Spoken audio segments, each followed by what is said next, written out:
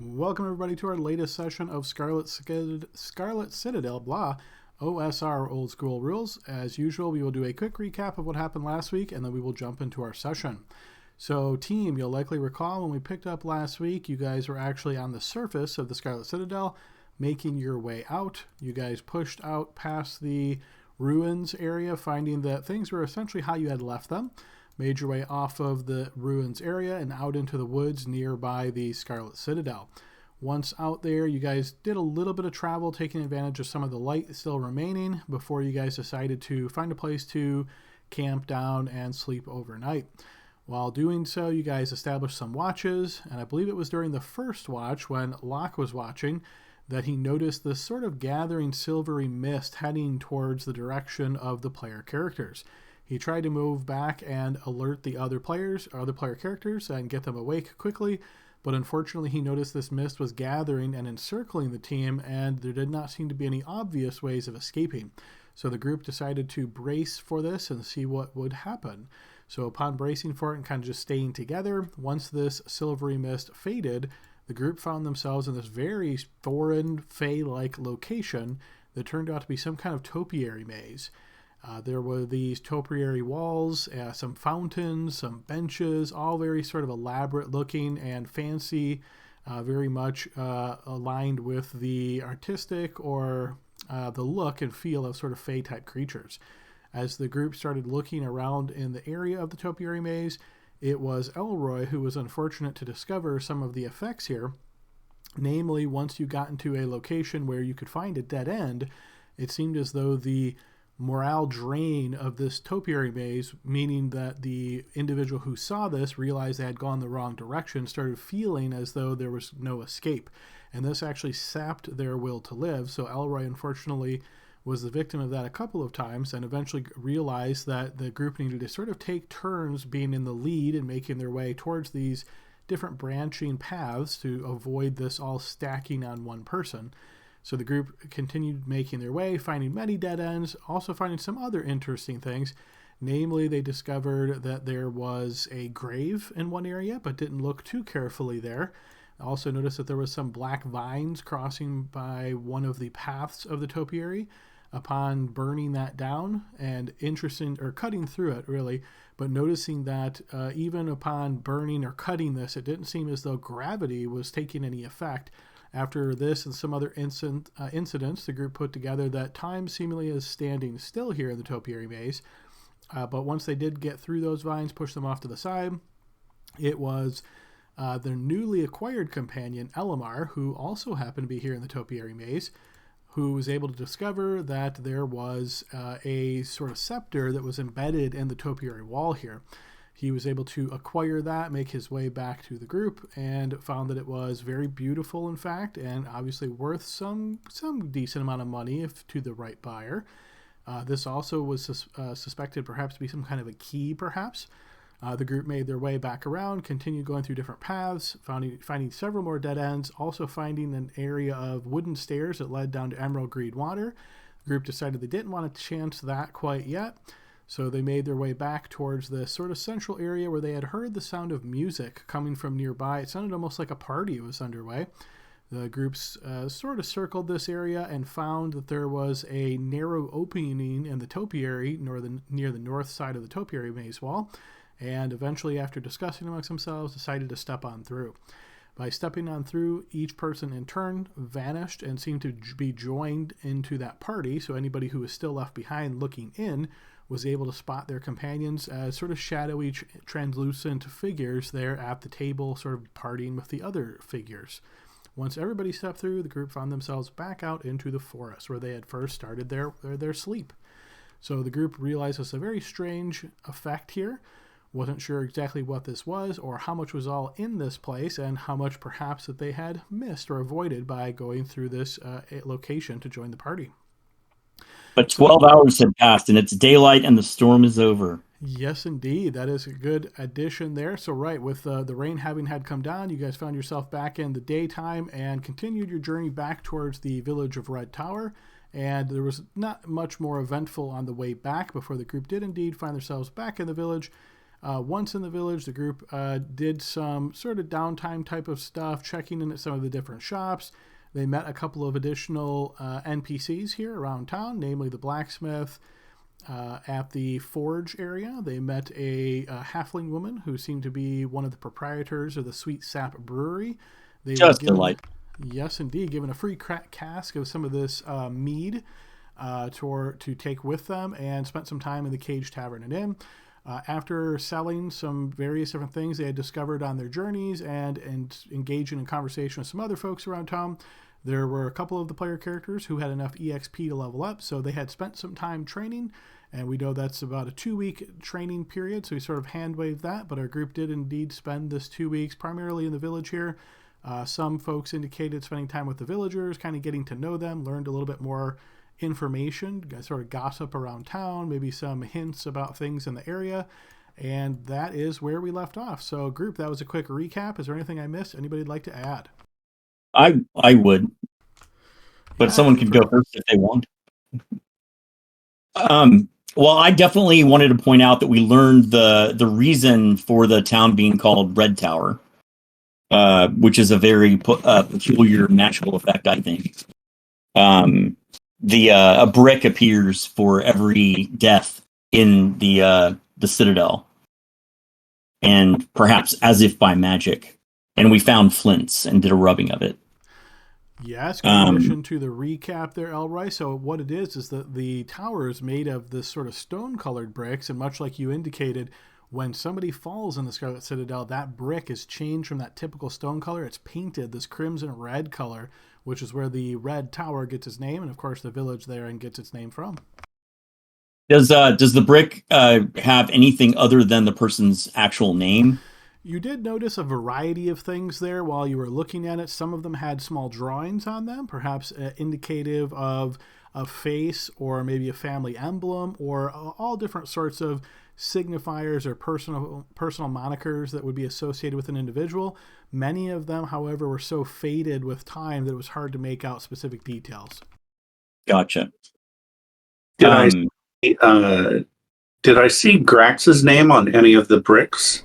That dwarf's. He's over at the Temple of Rao training right now. Oh, we think he is. Is that no, I was just there earlier. So Elroy was very busy and annoying all of the days that other people were training and he was not. Okay, so and yeah. It sounds like we've got our recap essentially handled then, if there's nothing else to add. So yeah, we'll go ahead and jump in and we'll pick up where we left off. So guys, you are currently in the village of Red Tower. So yeah, it sounds like Elroy spent some of his downtime here. I know meeting with some of the villager folks and spending a little bit of time with them. And if I recall, sort of helping out around the village where he could here and there. And yeah, some of the rest of our team has done some training with their trainers, trying to get a little bit better at what they do. And we also know that based on some of the things that the group returned, there was some very happy folks here who were more than willing to offer free dinner and invite people over for drinks, coffee, tea, that sort of thing in the evening as a thank you for bringing back some of their belongings. Yeah, I would very specifically want to have a little memorial kind of thing for anybody who we know is definitely dead. Because most of those items came off people who were missing, correct? Yes, it was always a question of whether these people had just left or if they had gone to different locations. But based on finding these items there, and again, the circumstances where you found them in a chest with severed limbs and ears and hands and fingers and that sort of thing, putting 2 and 2 together, it certainly seems like all these people were victims of the jailer. Right. Anyway, so I'll just, I'll schmooze in the town. I'll even stand in for the priestess of Rao if she's interested in it while she's training. Cracks having someone else carry on with doing churchy kinds of stuff. He obviously is incapable of sitting down. Elroy is. Yeah, or shutting up.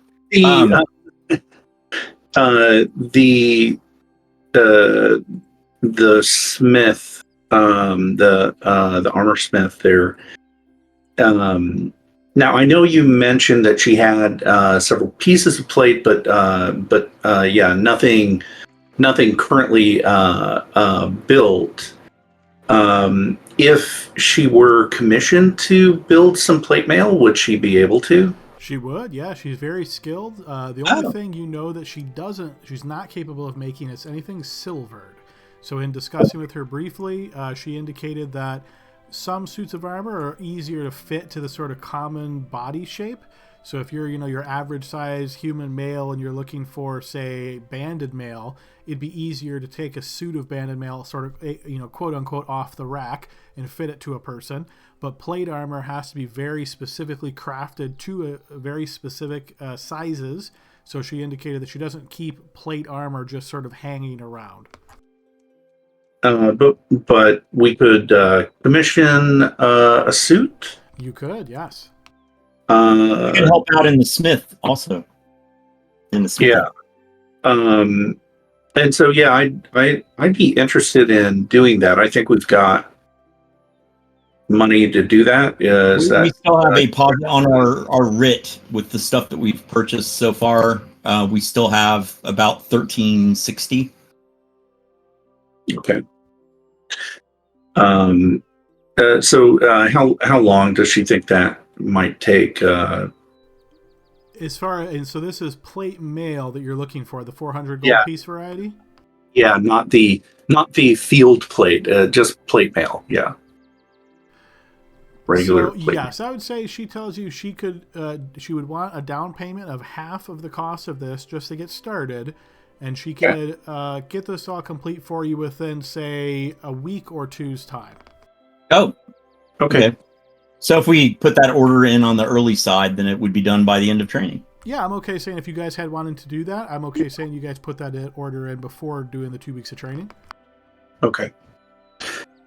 Sounds good. Yeah, I mean, sort of, in lieu of getting more hit points, getting a little bit of defense is probably what I'm after. So, okay. So we'll do that then, if that's okay with the rest of you guys. Was that 400 GP? How much is plate mail? Yep, 400. Yeah. Okay. All right. Do you want to sell your the banded that you had? Yeah. As soon as we are able to get the plate, then I'm happy to sell the banded and even throw it back in the pot. Okay. So, all right. Well, I'll finish doing that math. I'm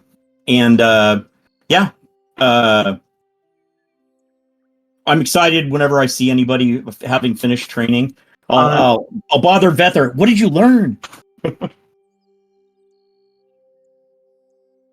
Yeah, how to hit people better. Excellent. Hey, have we looked into with the priestess or with Ambrosi? Is that it? Have we looked into our ability to buy some healing magic? No, but we would have during that 2 weeks. So if you were to ask around town about procuring, say, potions of healing, you'd be directed to go speak with Zula in the cottage outside of the village. You guys will recall this was the individual that the tax collector sent you to and who gave you some diluted potions of healing as part of the welcome to the village type package. So if it's potions in particular you're looking for, if you indicate you're looking more for like scrolls or pretty much anything else, they're going to direct you to the Church of Rao. Okay. Maybe take a look at the scrolls first. I'm trying to. We have 2 weeks to blow while we're waiting, so Yeah. Well, yeah. So I'm just, why don't we see what's possible with the scrolls? The problem with the scrolls is, it's like what 300 gold for 1d8, Tom. That's what I don't think that would be checking there. Yeah, 300 GP per spell level for each spell. Yeah, that's not a good expenditure of money. Yeah, so even though it's 2d8, pick the highest one, but I think what is it on a healing potion? 2d4 plus 2, is that right? Yes. So if we could get an actual real healing potion, that would pack a lot more punch. And that's not hugely expensive. That 400? I can't I remember. still think it's a lot of money. 200 gold pieces for a potion of healing. And yes, you can find those real potions of healing from Zula. It's the diluted ones that go with the Welcome to the Village package, but she certainly sells others. I don't know, Tom. I think it's worth 400 to buy 2 of those. As long as everyone else agrees, then we can do that. Vither, what do you think? I mean, we're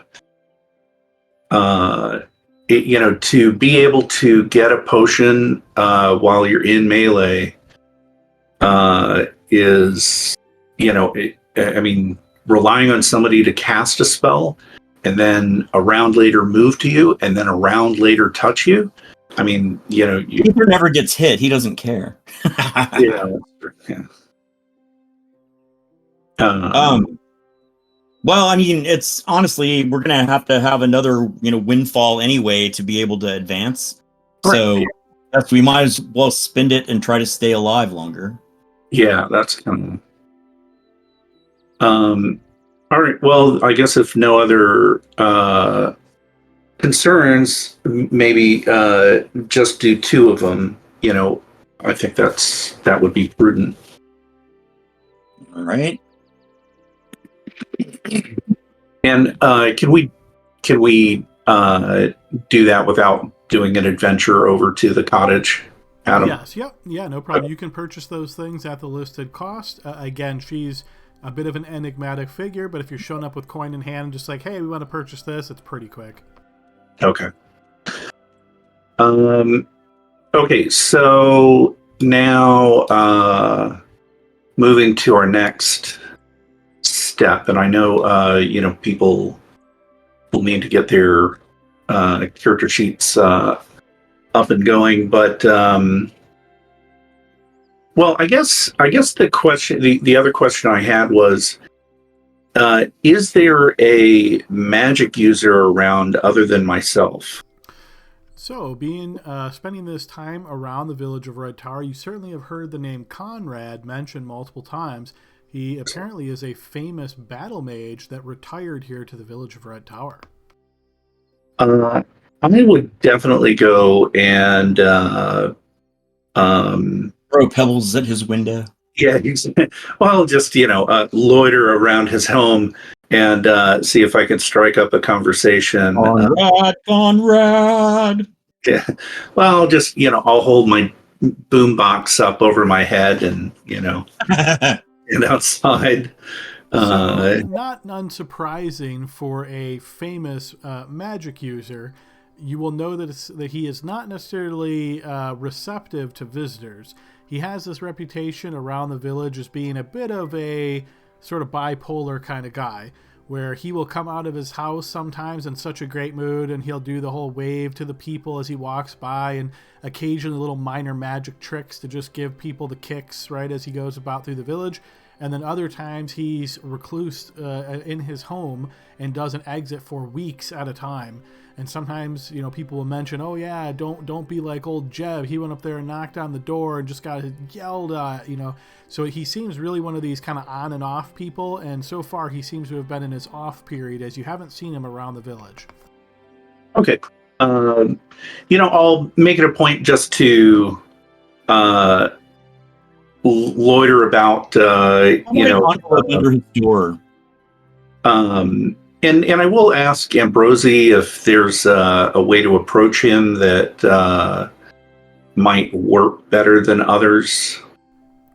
Yes, yeah, okay. So as you inquire about that at the Cage Tavern and Inn with the proprietor there, Ambrosi, he will let you know that Conrad actually dabbles in magic item creation. So if you were to put the word out that you were interested in purchasing magic items, and you of course had the money to back that up, that might garner an invitation to his home, as he has been known to do for other adventurers in the area looking to explore the Scarlet Citadel. Our balance right now is 604 GP. That's not including whatever the ranger decided to buy. Yeah, so we're within reach of a first level scroll if there were need to add a spell to the repertoire. But I do think that even just making an introduction might be. Yeah, we can see if there's anything that he's looking for specifically. Yeah, because that's kind of the other side of it is, if he makes magic items, he's probably also potentially looking for components that he would need. Gotta have that special high grade cloth to make those magic girdles. Yeah, or the ichor of something or other to put in the inks. Okay,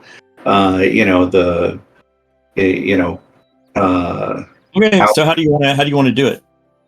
Well, we'll just put the word out and see if he responds. And in the meantime, we'll go about our business. Okay.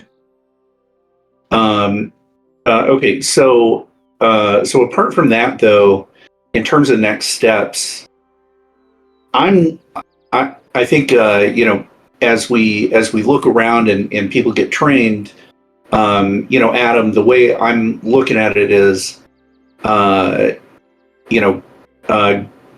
had something to do, so he's not here. Yes, I'm going to assume he's still in the midst of his training. Being a dwarf and so slow, it took him extra time to get to where he had to go to be trained. So yeah, he's still in the middle of that.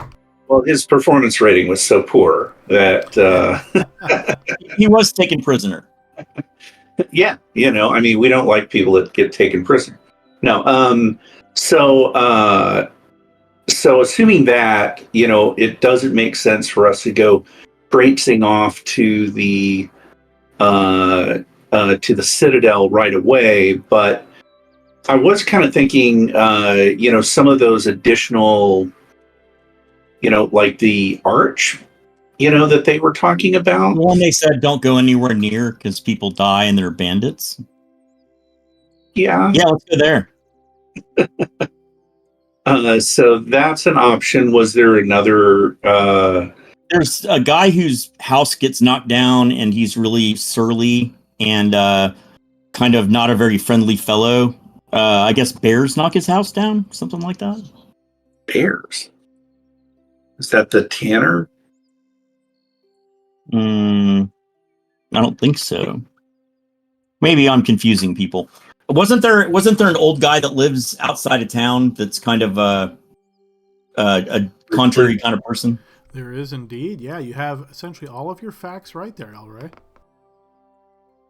I know, it's just the face and the red hair. People don't believe it. Yeah, so anyway, there's that guy. Also, we never really talked to this Sula woman. She said she'd be willing to get to know us if we survived our first visit, which we have, some of us. Flint rested us. Because we went over there and we bought 2 potions from her. So yeah, but we didn't actually talk.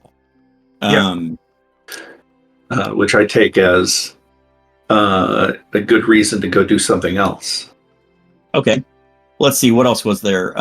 We haven't climbed to the top of the tower that has the red bricks in it, or investigated that. There's... Have I heard about anything else weird going on around town that's just slipping my mind right now? As far as I guess if you're keeping your ear out for what you might think of as adventure opportunities, you haven't really heard anything along those lines. There's obviously some odds and ends things that have occurred. You heard about the gentleman outside who comes into town after his home has been damaged on multiple different occasions. You've heard from very early on one of the townsfolk here who you were speaking with, Elroy, mentioned to you about her friend who works for your tanner. Yeah, heard about that. Yes, you guys have heard about the arch.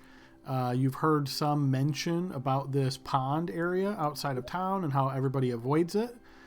You've heard that there, and I guess you would just know by looking around town or looking around the village and having spent some time here, there are some locations nearby. For example, there's an orchard just outside of the village, and there is this sort of temple-like building outside of the village as well.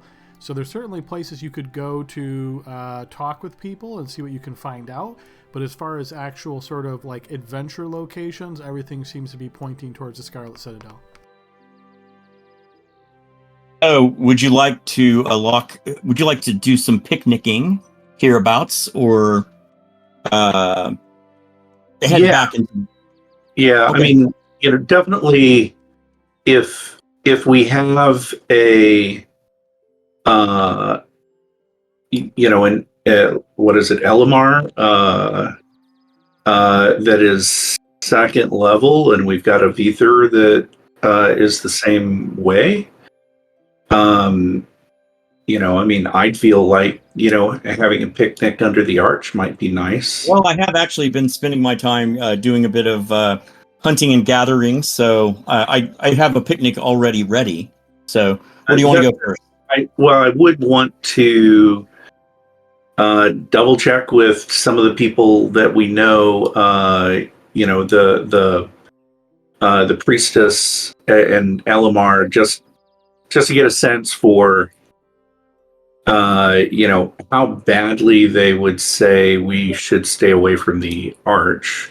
And I got a sense that there was also some like more to it than bandits, but maybe that's just me making. Yeah, there was something about time. Yeah, exactly. Well, I can tell you all about that because during the past 2 weeks, that's kind of some of the stuff. Some of the people I've been hanging out with have had some opinions. Here, let me share some rumors with you. ... Great. If I know any. Feed the GM. So yeah, I mean, you guys certainly heard some things last session. I don't know I think you've mentioned most of them, but if you're essentially hunting for rumors, you could certainly spend time around the village doing that. Yeah, I think what we're trying to do is just make sure if we go to the arch, is it 100% suicide or not? So what you've learned about the arch so far, what you guys have mentioned is pretty on point. It's sort of general knowledge that it is a place that people avoid. Essentially nobody really goes there. The people that have gone there have mentioned that they've spotted bandits in the area in the past. So I would say it's definitely a concern if you were to head in that direction. If you're looking for more precise information, then I would say pick an NPC that you want to try to learn more about, and we'll head to that location, and you can feel free to discuss with them and see what you can learn. Mm-hmm. Okay. Which NPC do you think would? Well, the priestess is probably busy training. We could ask that nice halfling lady who makes the mead. She seems to know quite a bit about quite a bit. The smith seems like she's always working. We could ask. So the halfling, who's got the really cool name, is he? Mags. Was her business partner the Remy? Business partner and husband, yes. Okay. Oh, cool. Well, yeah. I mean, I guess we can ask them because they're right there, and I've been hanging out with them drinking mead. Okay, so it sounds like a trip over to the brewery is what's in store. So as you guys make your way over to the Sweet Sap Brewery, leaving the Cage Tavern and Inn, does not take you long, obviously, to get there, as it is very close by. You will notice that both Remy and Mags are indeed here at the brewery, seemingly in the midst of doing various work. You noticed, as before when you were here, that they don't actually have like a sitting area for people to enjoy, but folks can definitely come here and purchase mead and some other varieties of drinks. But yeah, as you enter, and I assume you're looking to speak with one or both of them? Sure, one or both. Yep. Okay. Now that I know they're married, I'll probably try to do both. Okay, yeah, so you're able to get Mag's attention first, and as you kind of approach and see that she is working there, she turns towards you and says, "Hi, are you coming back to tell us how much you enjoyed the mead?" It was so fantastic. I mean, I have some flavor suggestions, but I'm sure you probably get that all the time and wouldn't be interested. But actually, if you when you have a moment, we'll order something while we're waiting. But we had some actual local trivia questions to ask you. And And your she husband. sort of smiles for a moment and says, oh, okay. And yeah, she motions with her hand for Remy, and you see he's happy to take a moment away from his work here as he steps forward, putting his hands on these sort of suspenders that are on his body here, putting them sort of underneath and just loosening them up as he approaches. Good to see you again there. So, rumors? What was it? Well, so we're waiting on a couple of friends to finish some business, and we thought in the meantime that we'd take a picnic. What can you tell us that you know that is not common knowledge about the Arch in the Woods? Oh, you're interested in that place. Oh, I would avoid it at all costs. Have you heard what they call it around here? Don't. If I have, I've forgotten. I'm sorry. Oh, well, what do they that's call okay. It's known as the Lifeless Clearing. Ooh, the Lifeless Clearing. That sounds exciting. Sounds like it's probably a drainage problem, really. He nods towards you, Locke, as you're saying that, and then looks back towards you, Elroy, as you say drainage problem. He says, I think it's probably more or less that there's just this open area in the forest where there's trees everywhere else, and then there's nothing in the middle except for this arch. It's like trees and plants and grasses can't really grow well there. Well, I mean, that just horticulturally fascinates me. When's the last time that anybody tried to go there? Do you recollect? Oh, what was that young man's name? And you see he looks over towards Mags now. You know, the kid from the orchard. And you see she looks back and she nods a bit and says, "Oh yes, Cybor's son. Yes, Gabe went over there before. I wouldn't recommend it though. But if you really want to know, you could speak with Gabe." Oh, okay. We could do that. Does anybody swim in this pond? Mag shakes her head no pretty quickly. No, I would not recommend that. You see, there's like some strange, I don't even know what it is. And you see she looks towards Remy and he nods. I think it's like an algae or something. It has this reddish hue to it. It's kind of infectious. I wouldn't go near that either. Oh, that sounds just dreadful. Well, Locke, do you have any other questions? I feel like we're keeping them from important business of making delicious fare. No, yeah. Let's go speak with this Gabe fellow. Perhaps we could go ahead and buy some more for the picnic. Perhaps we could bring him some mead. Yeah, exactly. Does Gabe like mead? And you see she looks towards you and she chuckles. Oh, not this kind, sillies. He's too young for that. But I do have some cider he might like. You can purchase a cask of cider for 3 gold pieces. Done deal. I hand her 3 GP. And she takes it and happily goes back and pulls out this small cask that you can see it is in a slightly different colored cask. It's more of like a red oak here rather than the sort of dusty, oldish oak that the others are in. And you see she hands it over towards you with a pat on it as she gives you a smile. Awesome. Well, thank you so much. It's been lovely. Yes, very much so. Stop by anytime you're around. Oh, you can bet on that. I'll see you later today, probably. Farewell. And you see the two of them quickly get back to work. Such a lovely couple. Which and do they point us at where his parents live? I know where it is. Oh, you okay? Isn't it right up here? If you're referring to the orchard, yes, that's absolutely where it must be. Okay. And is it accessible from? Is there a gate there, or do we have to go outside the front gate? So you'll notice that there's actually a little exit right here that gets you outside, so you get right to the orchard. Right. Okay. We'll go that way past Conrad's. Yeah, we'll go jingle jangle up that way, and let's talk to his parents first before we start, offering him cider. All right, you make. You don't even like. Conrad's home here. As you look towards it, it's obviously very impressive. Stands out more than some of the other homes in the village just by its sheer size, but it is dark. You see no type of activity there. As you step by it, Locke, I imagine eyes maybe just kind of scanning that way. As you step out looking towards the orchard, you do indeed notice 3 individuals seemingly in the orchard at the moment, just looking at the different trees and seemingly working here, pulling at, cutting back, looking around, moving stuff, all that kind of work. You're going to notice a gentleman who has like a hoe in his hand at the moment. Then there is a woman, presumably his wife, who is nearby, seemingly caught up in similar work. And sure enough, a little bit distance farther away, you notice a young man who must be this Gabe figure that you were directed towards. We'll wave toward the older guy and say, "Ho!" You'll notice that he turns towards your direction and kind of wipes this bit of sweat off of his forehead with a hand as he starts walking over in your direction. That's a mighty fine pitchfork. Pitchfork like that? He does indeed, yes. Nice. Well, I won't brandish my shield, but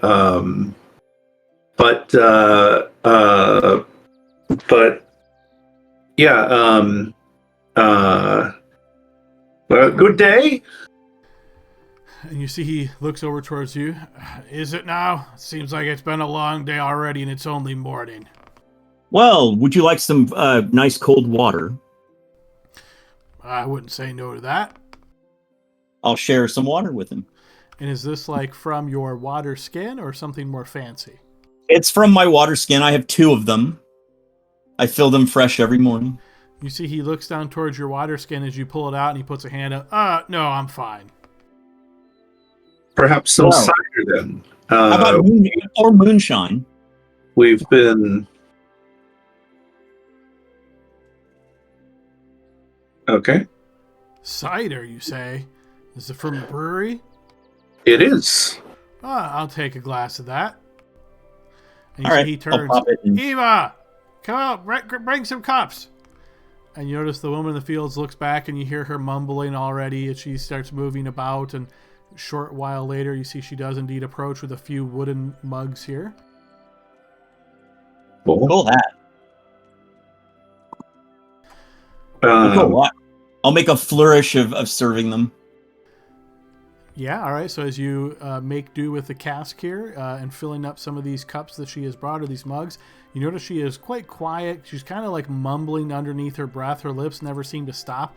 It's just sort of like you can only catch a word every now and again, and most of it seems to be about work, have to get back to the fields. What is this? What's taking so long? Cider. Like these kind of almost like stream of consciousness, but it's real quiet that you can't really make it out. And you're not even sure if she notices that she's doing it. It's almost like a nervous tic, perhaps.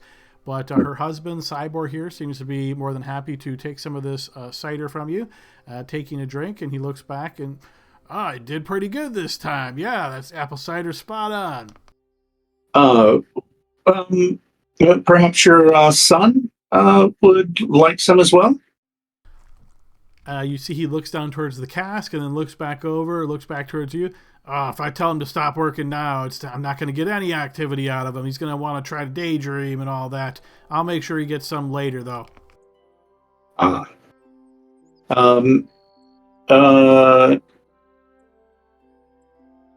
Okay. Well, so I happen to have some baked goods that I made. Would you like some of those? And you see he looks back towards you again. Maybe. What kind do you mean? I must say, this is very unusual for travelers. I don't recognize you as being villagers to just stop by. I mean, really appreciate your kindness here, of course, but I feel like you're getting ready to try to sell me some kind of gift package outside of the village or something. Oh, no, you should never do that. Those are always scams. Yes, exactly. That's right. It really, the only thing worthwhile are these timeshares that we. He's kidding. He's kidding. Well, so I'll just actually get right to it. Or Locke can. I'm Elroy. This is Locke. That's over near the tree. That's Vither. We had a somewhat delicate question to ask. Is it? Yes, they'll be. Well, not much for delegates around here. This is hard working area, but we'll do what we can. Okay. Well, we have a little bit of time to pass, and we heard tell that your family might have some specific information to guide us as we explore the area around the arch. And you see he kind of like glowers here for a moment as his mood kind of changes. Oh, so you want to talk to Gabe about his fancy-dancy night at the arch, I take it. Well, I wanted to meet you too. I very much appreciate the cider. And if you need some help with some of the hard work around here, I have time to blow. After we return from the arch, anyway. I never turn down labor. Yeah, there's a lot of work to be done here, so that could get you a lot of friends putting your back into your work. It's just what you do. That's good to hear. Well, so yeah, you seem pretty reasonable people here. So you just want to ask Gabe about it the night, I suppose? Yeah, sure. Just to be a little more informed before we go and possibly do something stupid. Because I look like someone who would do something stupid, don't I, sir? And you see he kind of gives you a slight grin. Well, if you know it's stupid and you know you're doing it anyway, then how could it really be stupid? It's the stupid people who do things and they don't know it's stupid that makes it stupid, right? You got that right, sir. I like this guy. You notice he goes and tries to fill up another glass of the cider as long as you don't stop him. No, I'll totally top it off for him. All right, he'll start drinking at that, and then he nods, and a little bit of his smile returns. All right. And you see he puts a hand to his mouth and starts shouting for Gabe, and you see this little kid sort of looks towards your direction. You can tell he was kind of watching you guys from the distance and kind of just pissing around, not really working, just really more focused on what you guys were doing. And when he gets called this time, he eagerly drops the work that he's doing and just kind of rushes right over. Hello, young man. You notice as he approaches he looks up towards you, obviously being a bit of a short guy here, and sees you and says, "Oh, hello there. What's going on?" I guess I'll crouch to be on his level, and I'll say, "Well, we heard that you have wisdom to share with regard to a certain arch in the woods that we were headed out to investigate for ourselves." Yeah, I was there. Oh my goodness, it's so weird. It's like really strange. And then you see he stops, and then he looks over towards his dad, and his dad looks towards him and just gives him a slow nod. Then he looks back towards you. Yeah, nobody believed me, but you see what happened is I went out there and it was like really quiet, and I just started looking around, and it's weird because there's like nothing growing there. It's just there's stuff everywhere, but then you go there and there's nothing but this arch, and it's really strange. So I started looking around, and before too long, time got away from me, and like I wasn't really sure what was going on, and I was kind of messing around, and eventually I just sat down and I kind of dozed off. But I'll tell you, once I dozed off, it was the strangest thing. I had the worst nightmares ever. It was like monsters in my head, and I couldn't get rid of them. They were everywhere. Really? Could you describe them at all? Oh, they're like dark, shadowy shapes, but with white edges, and they're not really solid shapes. They like reach out and they stretch really far. Like you could be far away from them, and then they just reach out and they get you. I'll be sketching in my book as he's talking. Please try the Danishes. Did any of these monsters actually touch you or get you? Yeah, but you know how it is, like when that happens and you kind of wake up at the last minute. It was like that, but I could tell you the next day I was just like, oh my goodness, it was my. And you see he looks back towards his dad once again, and his dad has this like look of sourness a bit on his face. I tried to work as best I could, but I was exhausted. Oh my goodness, it was like I couldn't do anything. Yes, I know just how that feels. Like, yes, you were feeling weak. Yeah, that's it. See? Yeah, Dad, they know what I'm talking about. Did you see the same things I saw? Well, not in the same place, but perhaps something related. What time of day did you go, and how long of a period of time were you gone total? And you notice he looks back towards his dad once again, and his dad just looks at him. Tell him truth now, son. Don't be trying to lie like you did to me. And he looks back towards you and kind of lowers his head. I told you, Dad, I forgot what time it was. I think it was really like, it was midday when I went out there, because I thought I had done all my chores here, but I guess I mistakenly forgot some. But yeah, I went out there probably a little bit before supper. And when did you come back? Oh, not till the next morning, because like I said, I fell asleep there. It was pretty early, though. But, Mom and Dad weren't very happy with me when I came back, because they were looking for me. And, they had some of the neighbors around looking for me, too, because nobody knew where I was. But I was okay, but really tired. Really tired. Sounds like you were very lucky. Sounds like you were. And Cyborg nods. Like listen to them. They know. I told you. You were very lucky. Can you imagine what could have happened to you out there? It also sounds like you're possibly a young ranger. I'll look at. I mean, that's a lot of hard work. Be alive. Indeed. Well, is there anything else that you can think to tell us before we bother your family no more for this day and get on about our business? Ma'am, would you like some more cider? And you see, she looks up towards you and does this smile, showing no teeth at all as she holds her cup forward. Okay. I will, I'll fill it. And you'll see she starts sipping at it again with this really tight-lipped smile and looks up towards you. You can tell she obviously enjoys it, but is essentially just being quiet here. But as you ask this question of Gabe, you see he looks back towards you. People around the village, they said that there's like people there sometimes, and then sometimes when they come by that way, they can see people. But, I have to say that, I think that there was somebody watching over me, because I remember I probably would have slept longer. I usually sleep longer. I don't usually wake up that early. But I noticed that when I woke up, I saw this shape, and it was out in the woods, and I never believed me what it looked like. It was really strange. But I think it was like not bad, but maybe it was bad. I don't think it was bad. Please describe. Please describe it. Yeah, like a big deer, but like not where the head of the deer is. It would be like different. It was like I don't know how to say it. 2 legs or 4? 4. Perhaps the head had a single horn on it. No. It was like a lady, but like only at the top, and then like down the bottom it was like 4 legs. It was really weird. Got it. And about how tall do you think that she was? Oh my goodness, really tall, like really, really, really tall. Yes. And her bottom half was, say, like a horse, or it was more like maybe like a deer. Yeah, like a deer. Okay. Well, you've been most helpful, sir, and ma'am, and young man. And I'll take you up on that good, healthy workout after we finish with our business. And Cyborg taps his son on the shoulder as he looks towards you. I'll definitely take you up on that. Like I said, good hard work goes a long way around here. Really appreciate the cider. It's very nice of you all to stop in. Just so you know, a lot of our fruit makes its way right back over to the brewery there, so feel free to purchase it from there. We send as much as we can. Good. Wonderful, and you can be certain of that.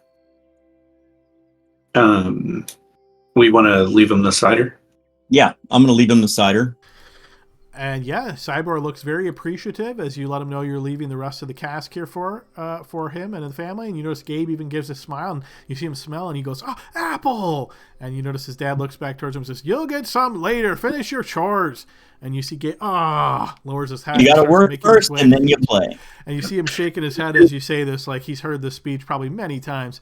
But Cyborg looks back towards you and just gives you a stern look, and I really appreciate you stopping by, and yes, best of luck. And, don't put too much stock in what Gabe says. You know how kids are that age, wild imaginations.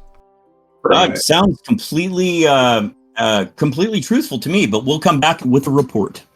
Yeah.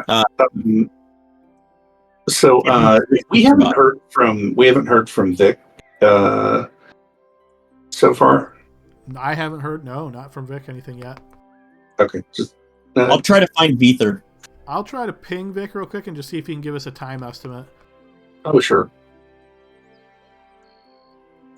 Viether, where'd you go? Hello? Yeah, I'm here. Yeah. Okay, sorry. Okay. Thank you for your patience. So we'll walk away.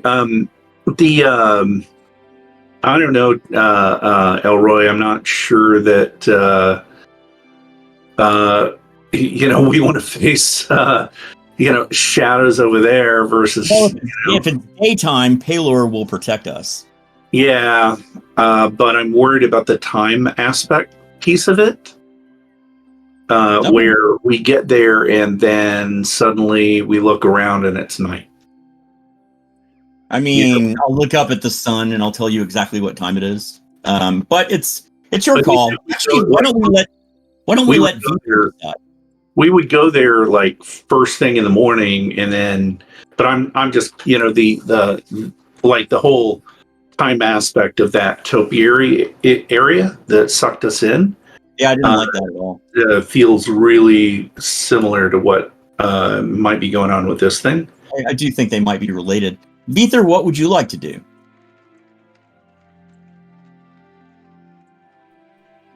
I'm not sure. Have you already trained? I believe. Yeah. I think we would wait until everybody's trained before we did anything, for sure. Yes, I'm assuming everybody's trained. So the 2 weeks have passed. You guys have done some downtime stuff in the village, and so you're essentially what you're doing now is after the training. Got it. Did we find out if we were able to pay the taxes for the temple? Yeah, we already paid 20 GP per person in advance, so that we will not be taxed next time. So Vic said he should be here soon. He's on his way home now. And yes, you guys did find out you can prepay additional times when you head out before coming back, and that way you only pay that flat rate as opposed to a percentage. Oh, okay. Yeah, I'm for going back into the temple. Yeah, temple. Whatever it's called, the Citadel. Yeah. And that's the thing. I mean, I suppose if we can say that Grax. So usually what I kind of do in these situations, a little bit loosey-goosey with this, right? But I would say like Grax travels with you guys, but once you get into the Scarlet Citadel, he kind of hangs out on the outside, meaning that next session he's there and can join you guys pretty quickly, but we don't risk accidentally killing him in the Scarlet Citadel when he's not here. Accidentally. Okay. Well, with regard to the equipment that we purchased but have not divided yet, there's one vial of holy water for you, Locke. And there are 4 more flasks of oil to disperse, if anyone wants them. Otherwise, they'll be in my backpack.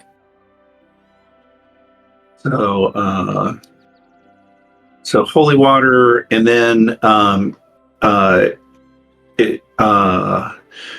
what should we do? So we've got 2 watery potions of healing that do 1d4, we'll guess, or hopefully 1d4 plus 1. And those are on Grax and Vither. Yeah. And so then how do we want to distribute the 2 healing potions? I mean, I'll let you decide. I mean, I tend to be able to kind of take care of myself, although I do tend to bleed freely. So, yeah, I've noticed that because you tend to get hit a lot. Yeah. And so I'll take one. Yeah, so why don't you take one, and why don't we give Elamar the other, but then have and then Vither's got 1, and Grax has, and so Vither has a watery one, and Grax has a watery one. Is that it? That's my understanding. Yes. And so then in Grax, he's going to be up a level. 16 hit points. Okay, so why don't I take the watery one from him, and I'll be hanging back, and then I can use it to heal someone else, but I won't be leading the party anymore. Now that we've got some fighters in the with good hit points. Gotcha. So why don't we do that? Let me. So is it to add a potion? What do I click? Is it add equipment? No. It is on the player menu. Yeah. It's add item ability spell. Okay. And look for a potion of healing. we'll need to do the same for Elamar. Oh, well, I can't select a token because I don't have a token out. So you can drag and drop one to the map and go ahead and then just remove them when you're done. Gotcha. All right, so I'll do this for Elamar since he's on here. So it's add item, ability, spell, potion. Yep. Oh, that's pretty easy. Potion of healing, submit. Exactly. Nice and easy. I know that's what you like to hear with the script. So, yep, perfect. Yeah. And then to use it, you'd use magic item, which is tied to the token action. Use magic item, and then it'll run that. Okay. It'll run that. Now, does it actually add the potion to the sheet somewhere? Yeah, it adds it in the equipment at the very bottom. Yep. Oh, and it even identifies it as a magic item. Cool.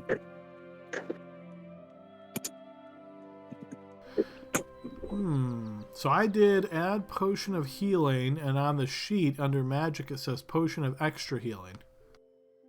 Oh shit, that's what mine says too. Yeah, get rid of the extra, and I'll log that as a bug.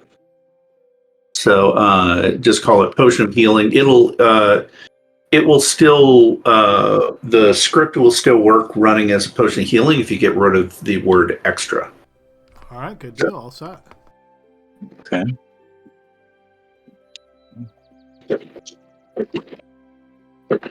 All right. I'll fix that. So, Deether, what is your combat style going to be? It sounds like you did not want to carry a longbow in the dungeon, which I can respect. What do you usually have in each hand? I'm going to have the bastard sword and a lantern or lamp in the other hand. Okay. I bought 2 of those collars for torches and some extra torches.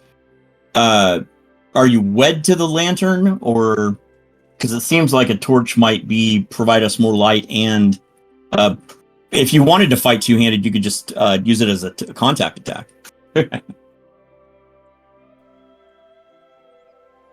You're saying a torch provides more light than a lantern or a lamp? Yeah, I believe it's double the light, and it's 30 for a lantern and it's 40 for a torch. Okay, and they're both a radius. Okay, correct. Yeah.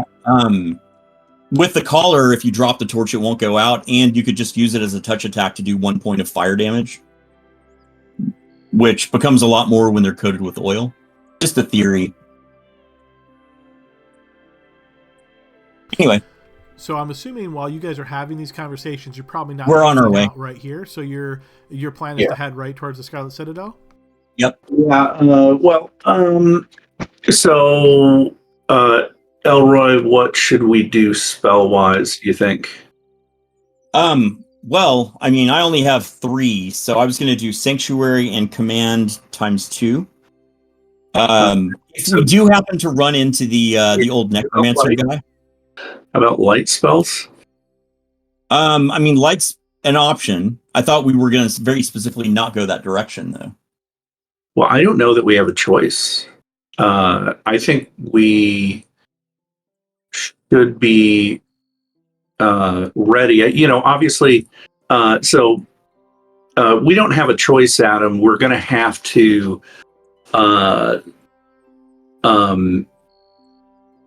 rest before we get to the Citadel. Is that correct? Yes, because it's more than a day's journey. Correct. Okay.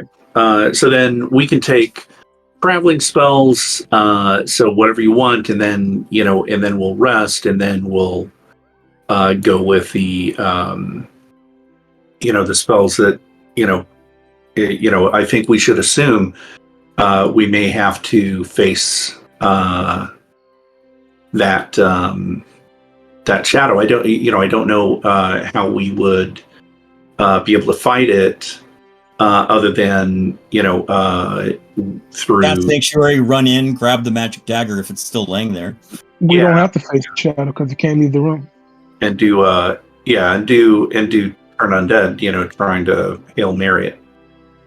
I mean, that's an option. I kind of don't think it's going to be a static situation. It's been 2 weeks, but We also have the pool of water with the creature in it and the door that's locked that we have not investigated. But that's tomorrow. Yeah. I don't know if I wasn't heard. But we don't have to fight the shadow since it can't leave the room. Yeah, well, yeah. I mean, the question is there some place like can we run through the room? But my guess is that it can't go the way we come in, but it might be able to go further past. Just because it could go east does not mean it is limited elsewise.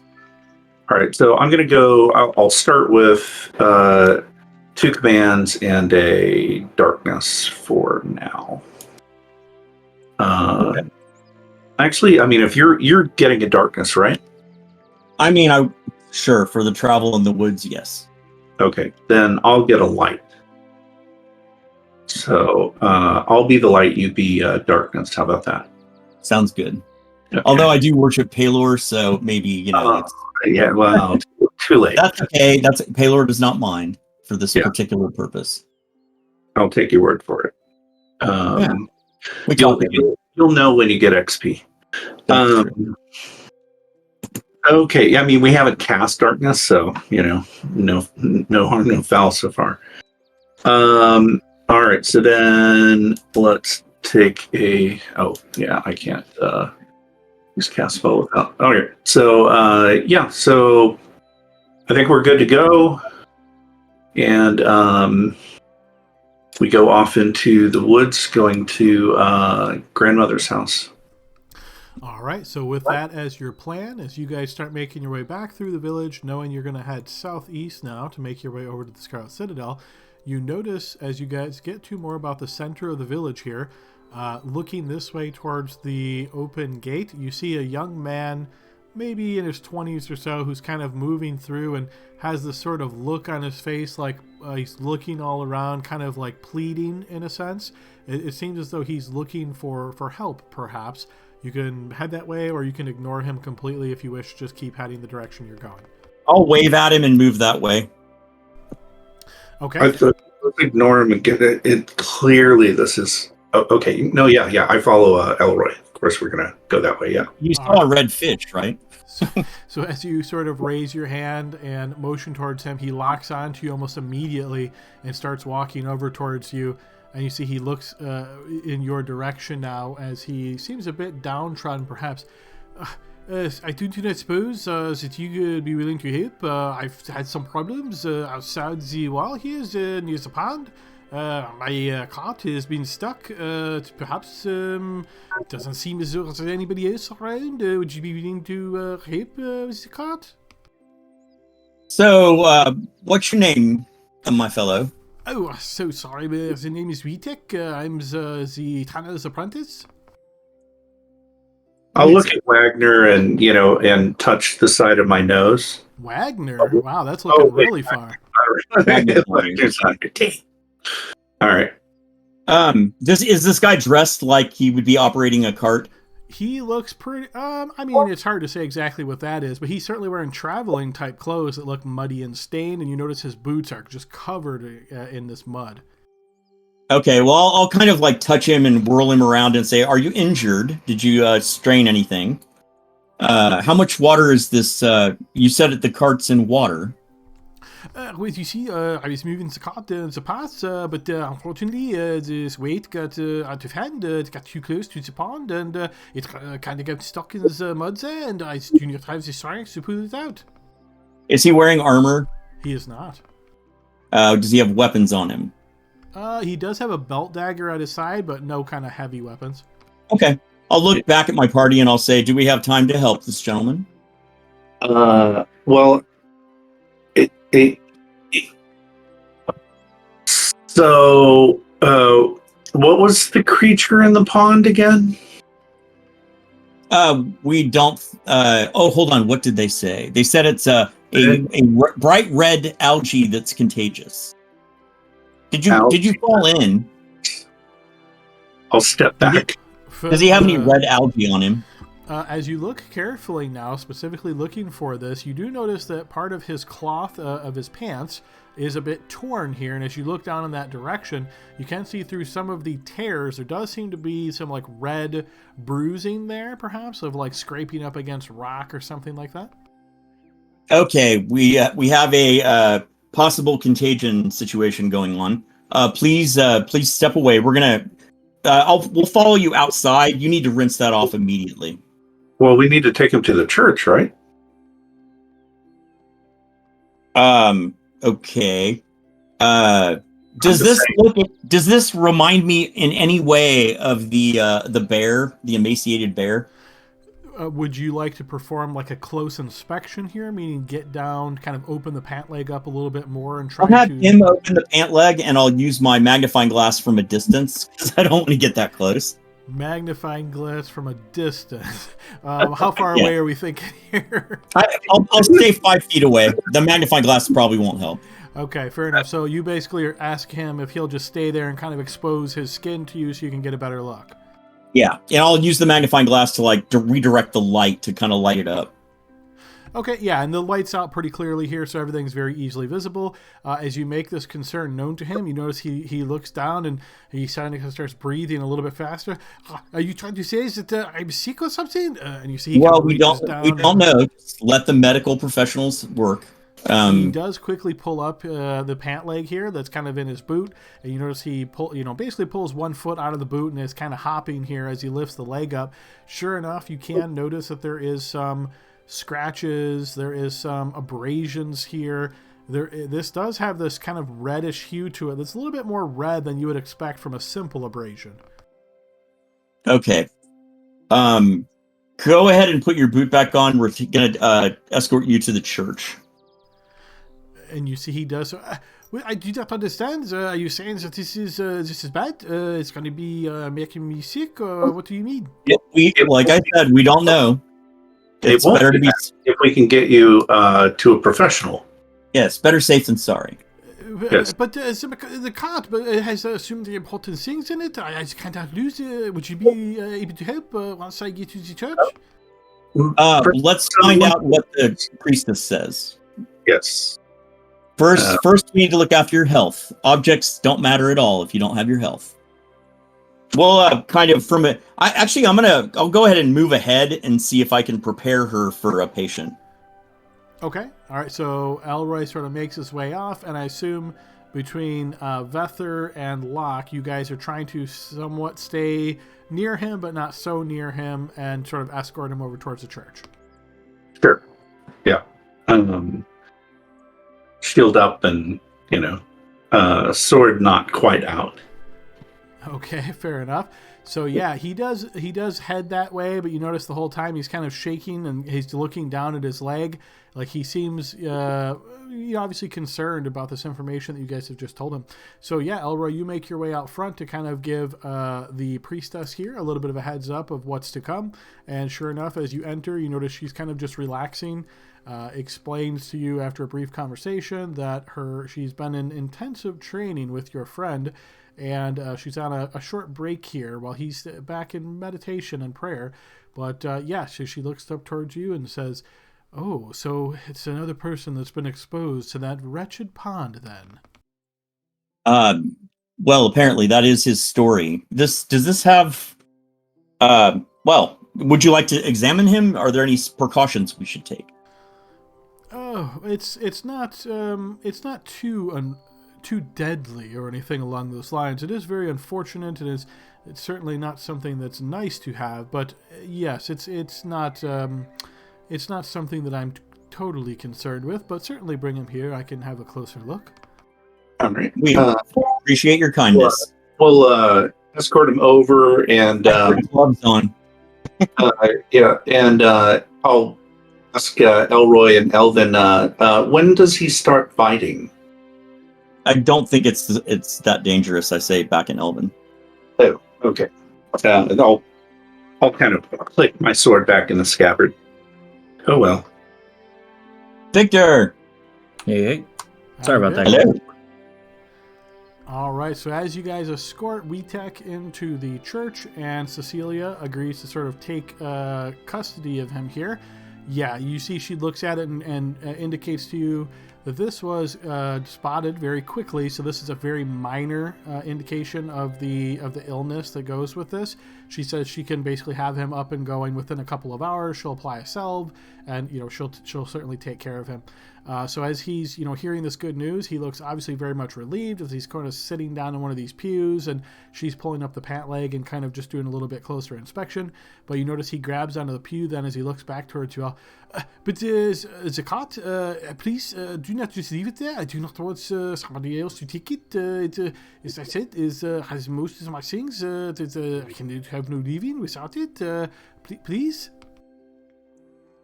We shall discuss and let you know. Yeah. Cooperate with the treatments, and thank you, Sister Cecilia. And we'll go have a look at it at least. Yeah, well, I mean, I kind of figure we throw it up for a vote. A vote?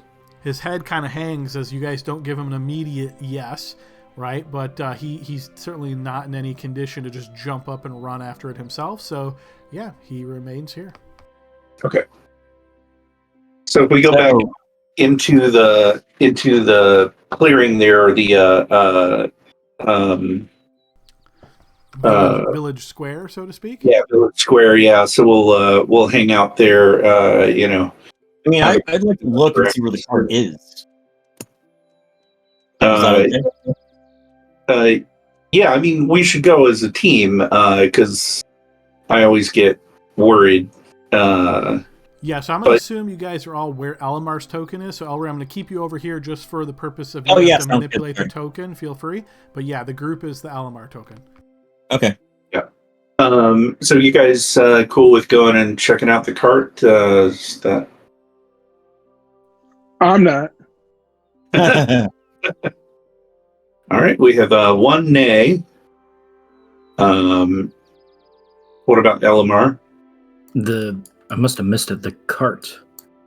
So there's a dude who's got a German accent named. Oh my god, that was that was such a bad French accent. If you thought it was German, yeah.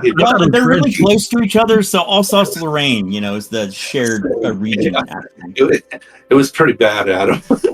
Yeah. Hey, well, I'm not a professional voice actor. So. It was so bad it was good. I thought it was French. So yeah, no, I thought it was good. So he got his cart caught in the infectious water of the swamp. They should put signage up. Which apparently has some sort of red algae that can sicken you.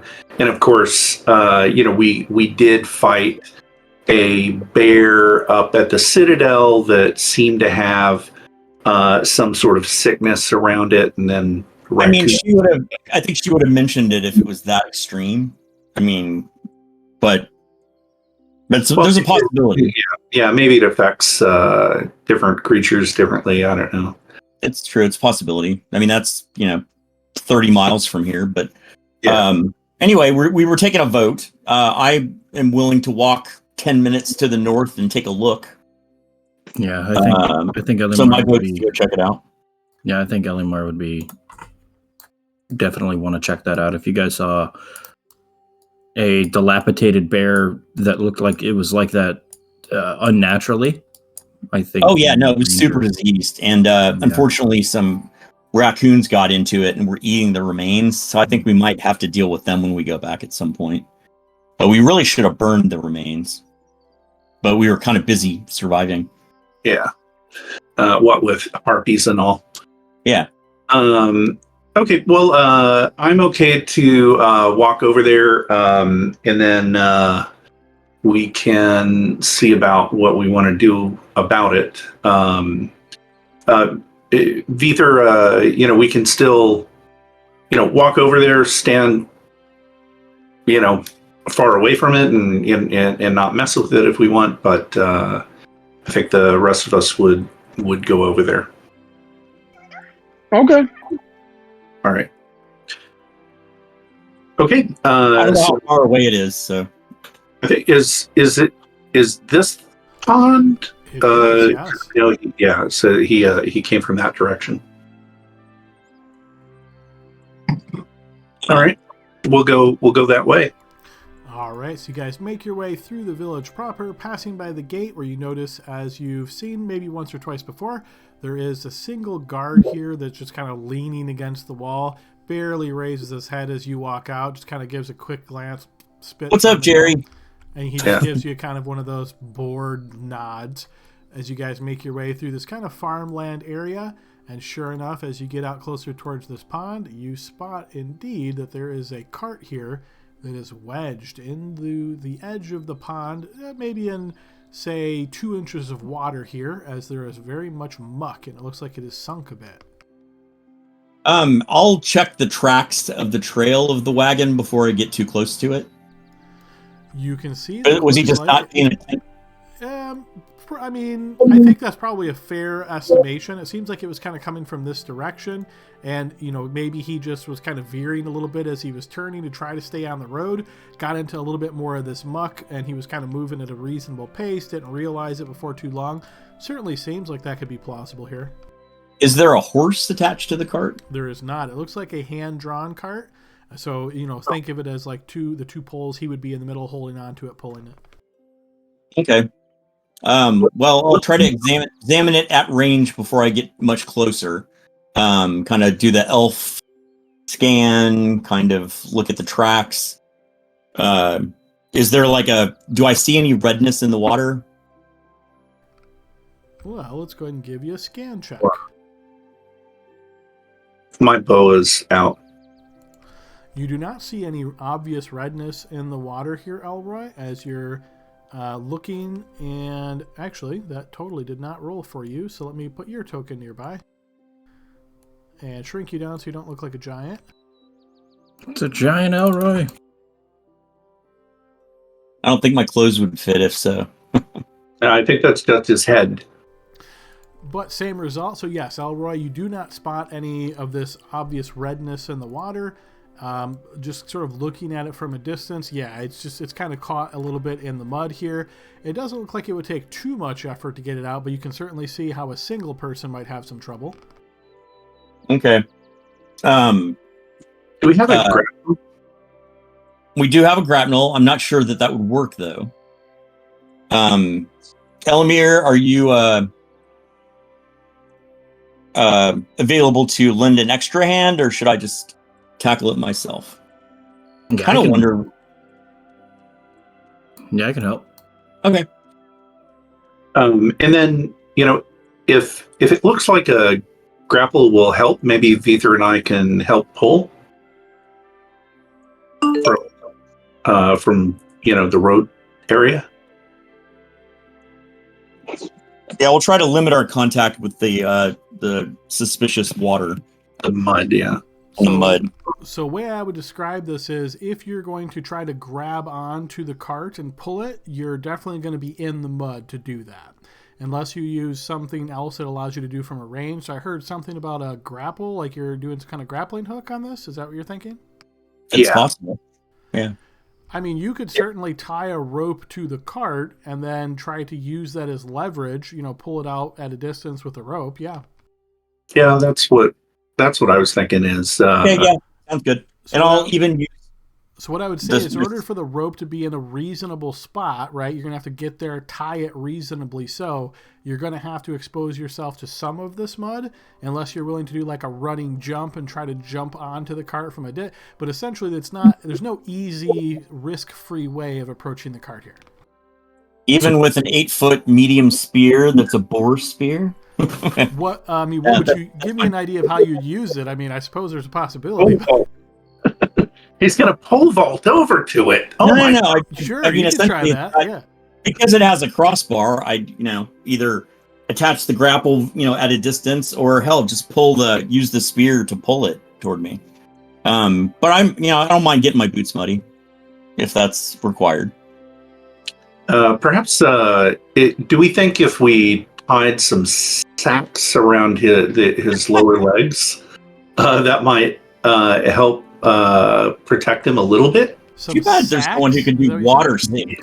Oh, Yeah. bread loaf, bread bags in the shoe. I mean, anything that would put more coverage between skin and this water potentially could help.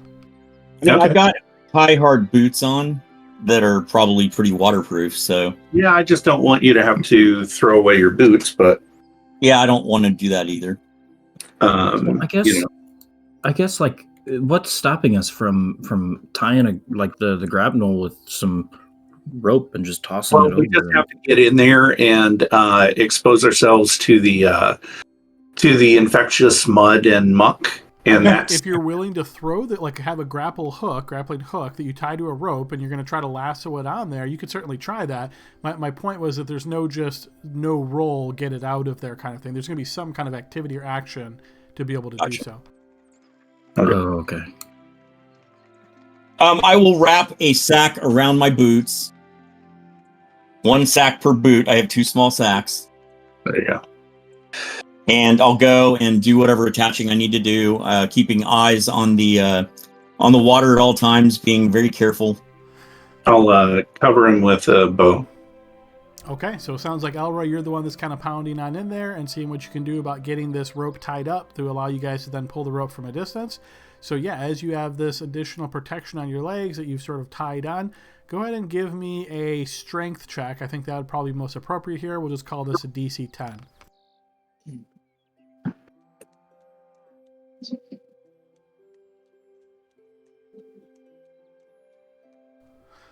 All right, yeah, so you managed to get in there, tie the rope off without getting too much into the mud. It's obviously very slippery. Your feet do kind of sink a bit here, but luckily with these bags on your feet, it doesn't seem to be too bad. You managed to get the rope in there, tied up, and trudge on out of there without any obvious effects. And yeah, you guys have a rope tied to it with the length of the rope, and you guys, sort of all going together to pull this out. It's quite easy. Again, it was designed to be pulled by a single person, so with more than one person just pulling on this, pretty easy to get it out, and you have dislodged the cart from the muddy pond. Yay! Yay! Elroy, take the bags off. Yeah, I'm going to take the bags off, and I'm going to use the bags with gloves on to actually, if I see any offending material anywhere the guy's likely to touch it, because I'm throwing these bags away anyway, so... Okay, so essentially you're trying to clean the wheel and the areas of the cart that were exposed to this muck. Yeah. Yeah. If I don't have to touch it. And my boots, yeah. I mean, you're obviously going to have to touch the cart, but yeah, I understand what you're saying. You're using a bag to try to avoid any risk, Yeah. Okay, yeah, so you kind of clean it off as best you can, going with the mud, and yeah, after maybe spending 10 minutes or so, it seems like you've been successful here. All right. Okay. So before we drag the cart in, what's in? Let's pull it onto the road, and what's in the cart? And we'll even check underneath it just to view it, not touching anything. So in the back of the cart here, you can see there are some boxes, what look to be some bags, and a couple of small crates. All of these look to be fairly sealed up. Even the bags have this sort of tassel at the mouths of the bags tied multiple times. Okay. And jostling the bags, they don't do they seem to be filled with fluffy things like maybe furs or hard things if you're willing to jostle them, so you're basically going into the cart and just kind of picking at things and shaking them around, see what you can hear. The butt of a spear, I will jostle the bags with the butt of the spear to see what's going on there. I just want to make sure there's nothing living in there or any of that. Yeah, okay, so you spend maybe another 2 or 3 minutes here doing that lock. There doesn't seem to be anything living in there. The butt of the spear certainly hits against occasional things that feel more like metal. You can hear sort of like the clink of metal on metal on occasion, but most of the rest of it just seem to be, they don't make much noise, so you're not sure what's inside them.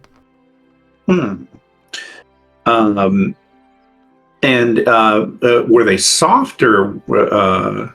The metal ones are not, obviously. Some of these other ones, again, I would say with the spear, you're trying to do this at a distance, so you're not, unless you're real close to it or making it really aggressive, you're not going to hear soft sounds, right? You can ask him what's in the bags. So gloves on, and I'll as we start to drag the cart, I'll sort of fondle the bags, if you will, to try to figure out what's in them. All right, I'm capping that right there. We've got our first fondle the bags. All right, Fondle the bags. Inside some of these I knew bags, it would be. you do hear the sound of sort of like glass. So, as you begin to do this carefully, it feels like maybe bottles are inside of this. The other ones that were more metal, again, kind of trying to get a feel for edges and things like that. You're guessing that these are like small daggers, maybe like a small hand axe, something like that inside. Interesting. Glass and weapons, Elroy.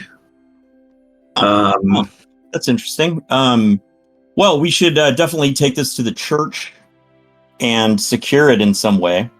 Yes,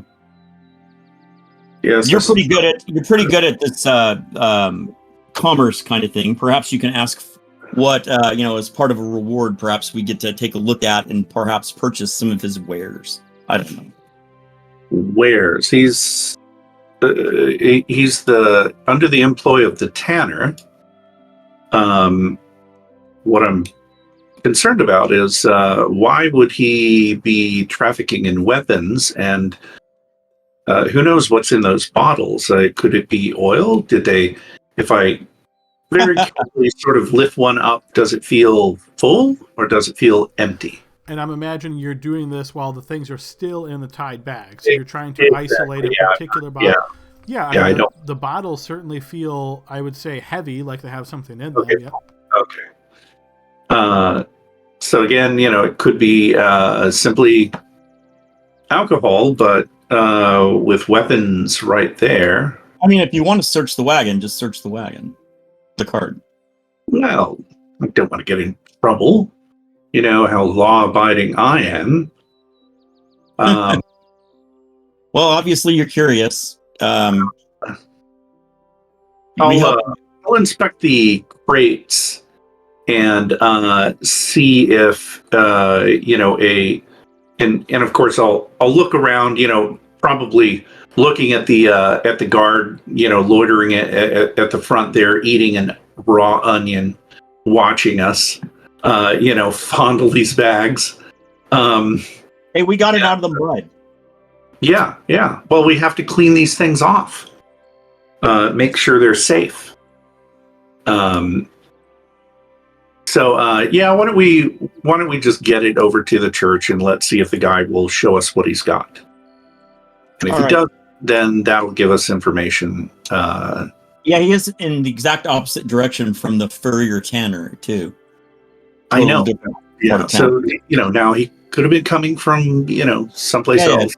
But anyway, again, just my little radar is going off. So okay. So we take the thing to the church. Well, you're already there. Okay. Yep. Yes, and as you make your way to the church, are all of you heading on in, or is this one of you heading in to speak with Weetek and this Cecilia? I mean, I'll stay and watch his wares if he's that worried about it disappearing. I'll stay outside as well. Yeah, I'll stay outside. I think, Ether, I should just listen to you in general. So I think Locke, by default, I think you just got promoted to the... Yeah, Locke will go in, make sure that, he's still alive, that the priest is still alive, and nobody's been bitten, and they're acting funny. Sure, yeah. So as you head inside, you see he's still on that same pew where he was before, but it looks like the priestess has sort of lumped up some blankets and things as a makeshift pillow. As he's kind of laying there, you see his eyes are closed. As you enter and sort of notice this, you see the priestess notices you as well, and she approaches and just puts a finger to her mouth. He was a little bit overworked, so I gave him some tea that is known to promote sleeping. Oh. Sleeping tea. Very well. Did he say where he was coming from? Yes, he said he was coming back from Inkut.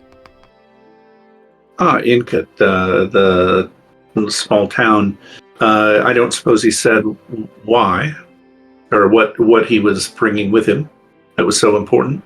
I believe he said that the tanner had sent him there on some kind of arrangement.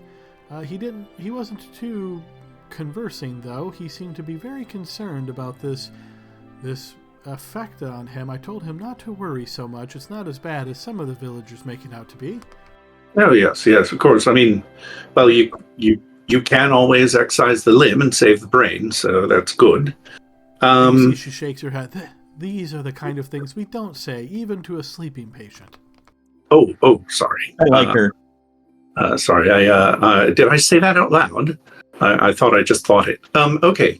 Well, thank you so much. We're going to go out and make sure that the cart is fully cleaned of contagion, if you will.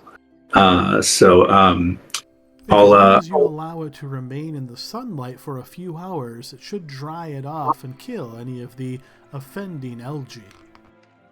It's good wisdom right there. All right. Well, thank you so much. And I'll nod to her, and I'll whistle as I pull my crowbar out and walk outside. Nice. And I'll go up and say, I asked him if we could take a look in the cart, and he did not say no. And so he was tranquilized, is what you're saying. I'll wink at you, and I'll get up there and I will rifle the cart, trying to make sure that I'm not anywhere near any wet mud anywhere. I will look at the bags first, but I will take a look at how they're tasseled together. My intent is to tie them up as securely as they were previously. Okay, so essentially you're opening things, trying to get inside, see what's in there, and then you're going to replace everything the way that it was. Correct, yeah. And I'll start with the bottles. So as you undo the tassel on the bags that contain the bottles and are able to sort of pull the bag sides down, these bottles are kind of jumbled together. They're about the size of like a bottle of beer, perhaps, but you notice they contain really bright colored liquids. So you see some reds, you see some greens, you see some blues. Looking at them carefully, they look like dyes, perhaps. You notice in the bag that contained the metal objects, there are some carving knives, and you can see that there is a hatchet in here as well that has a very elaborate handle. It looks like it's been carved and sanded very carefully, and you can see it has this sort of image of like a stag that has been carved inside it. It looks really nicely done. And so that was the weapons, quote unquote weapons, and then the chemicals or the dyes in the bottles themselves. In the crates that are sort of tacked on, if you're willing to lift those tacks, you can notice inside that there are some furs that have been tanned. They're all kind of lined up here. Mostly looks to be deer kind of furs, but you do notice that there is one wolf's pelt in here that's been tanned and cured. It seems mostly odds and ends kind of stuff that you'd associate to a tanner. Okay, very good. I'll put it all back together, and I'll nod to the friends. I'll help you down out of the cart. Looks all up and up, and I'll hop down. So we should probably take it to the tanner and then get the heck out of here, right? Yeah. I mean, assuming we don't want to do that, and then let him know that his person is in the church. It seems like it's not that far. I know we're burning daylight, but yeah. Well, if that's what you guys would like to do, then what we will say is, in the essence of time, we'll see you guys make your way out over towards the tanner, drop the cart off. You do briefly meet the owner of this establishment, but to not get you guys in another RP encounter here, stacking on top, we will just assume you let him know what's going on, and he's appreciative, though not particularly vocal, seemingly just like, oh, here we go again kind of thing. And yeah, with that task complete, you guys want to make your way overland to the Scarlet Citadel? Yes. So Elmar, you're second level. I am. That's interesting. And you have a 1 point higher constitution, so that's a lot of hit points. Did LMR level? I thought we talked about that earlier, and he actually did. Oh, I don't remember. Yeah, I didn't remember. I thought you said he did. My No, bad. he wasn't I thought it within was like- the 5% threshold. Yeah, so just FYI what we did here, Vic, because what we're trying to avoid is a situation where you come back to the village and you're missing your level by like a really small amount, and then you might leave again and be off, adventuring for multiple sessions before coming back a second time. So to the EXP sheet, we added a 5% buffer column. If your level up is within that 5% buffer, you can essentially level early. You don't get that experience, you just level early. You still have to accumulate those points in successive adventures. Does that make sense? Okay, I see what you're saying. So unfortunately, even with that 5% buffer, you were still short of that amount. So in this case, you're not within that buffer period that would allow you to get the level up. But in future adventures, you may be. So I thought he was 110 away, and his buffer is 112.5. I thought we said it was 2250 to level up for a ranger, right? Yeah, I think that's right. Right, So- it's 2251 actually. Okay, so he's at 2096, and with a 5% buffer, I show that as 2208. 2200.8, in fact. So not 2250. Oh, gotcha. Okay, so he's 40 away, something like that. Okay. Yes, essentially 50 EXP away from the buffer. Okay. And he doesn't get a 10%? He does not. Because remember, rangers have to have like intelligence, I think, is one of the weird ones. Correct. Okay. So, yep, so that's where we're at. So that's all on the EXP sheet. So feel free to review that. If you feel like there's any math mistakes there, just let me know. We'll take a look at it afterwards. But based on timing here, guys, let's go ahead and take our 15-minute break. And when we pick back up, we will do the overland travel back to the Scarlet Citadel and see what is in store for you there. Alrighty, folks, welcome back to the second half of our session. The group is on their way to the Scarlet Citadel proper and see if anything has changed, perhaps, in the 2 weeks since they've been gone. So, group, you guys just did this little task for Weetek and the Tanner, essentially, as he is the Tanner's apprentice. With this done, you guys make your way outside of the village and start heading over across land back towards the Scarlet Citadel. So you guys have done this journey at least once now, once there, once back.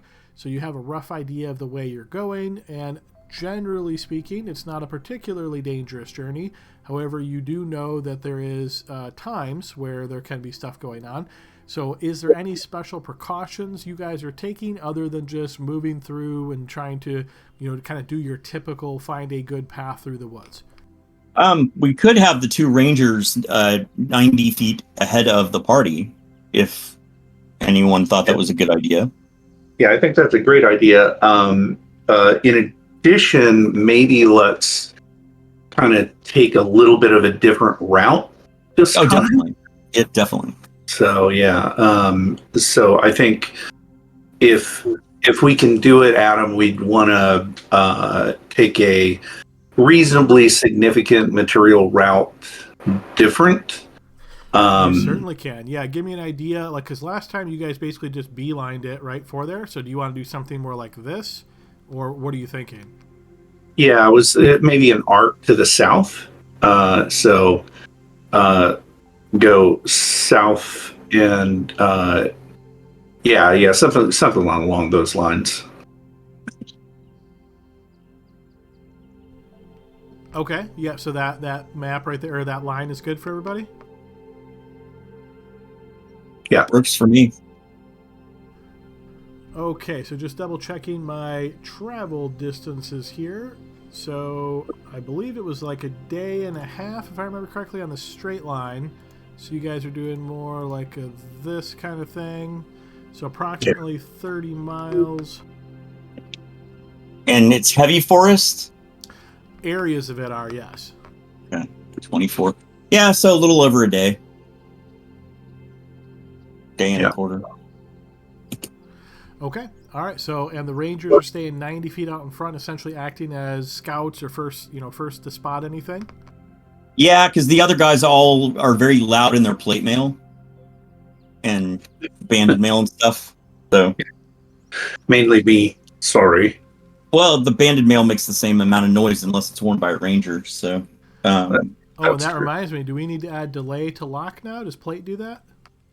not for him because Not for me. Yeah. Okay.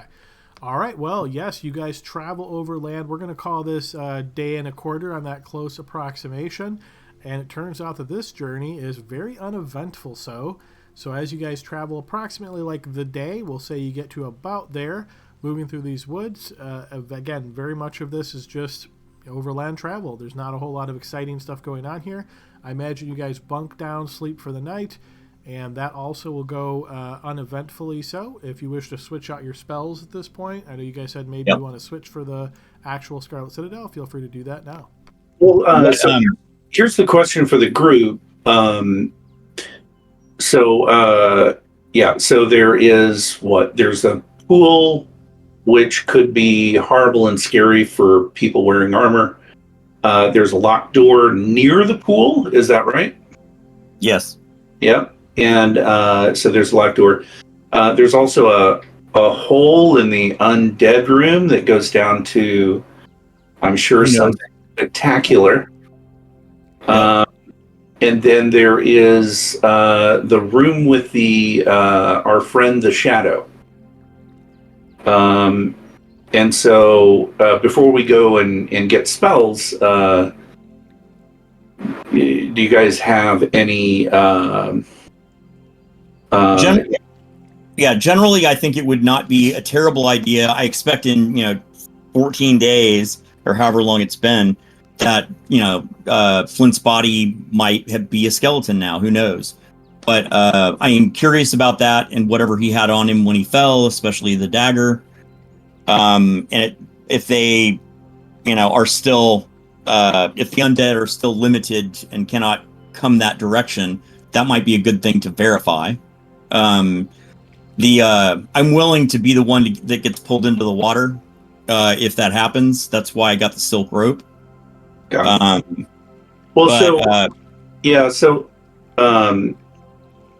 Okay. Elamar, Vether, what are you guys thinking?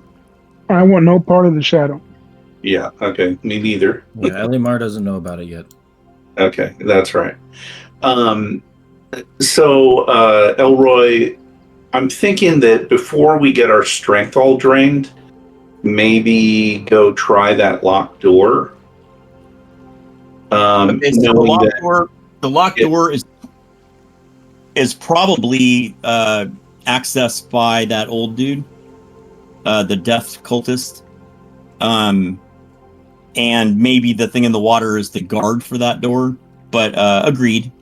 It sounds like y'all don't even want to investigate the mausoleum at this time. I'd be okay. Just because we have an option that's not that. I would think that's the option we want to start with. And of course, remember, we're probably going to walk in there and get charmed and all sorts of horrible things. And then once we get down in there, the shade of the jailer rises up and kills us all. So we really should have dismembered him. Yeah. So anyway, reading the module here, are you? No. I cut his head off. I remember doing that. But yeah, that's a great idea. Rise shade of the jailer. I like it. Exactly. Yeah. And so I should have been speaking in Elven. What spells are you thinking we should get? Well, even so, I think at least both of us need a light spell. Just in case we're going to end up having to go into the shadow room. Once we've got 2 light spells going, we are going to we'll probably be able to see the thing, but without it, for sure, we'll all need torches or something. Yeah, and does everyone have a torch with a collar on it? Who wants one? Yeah, I've got one. Okay.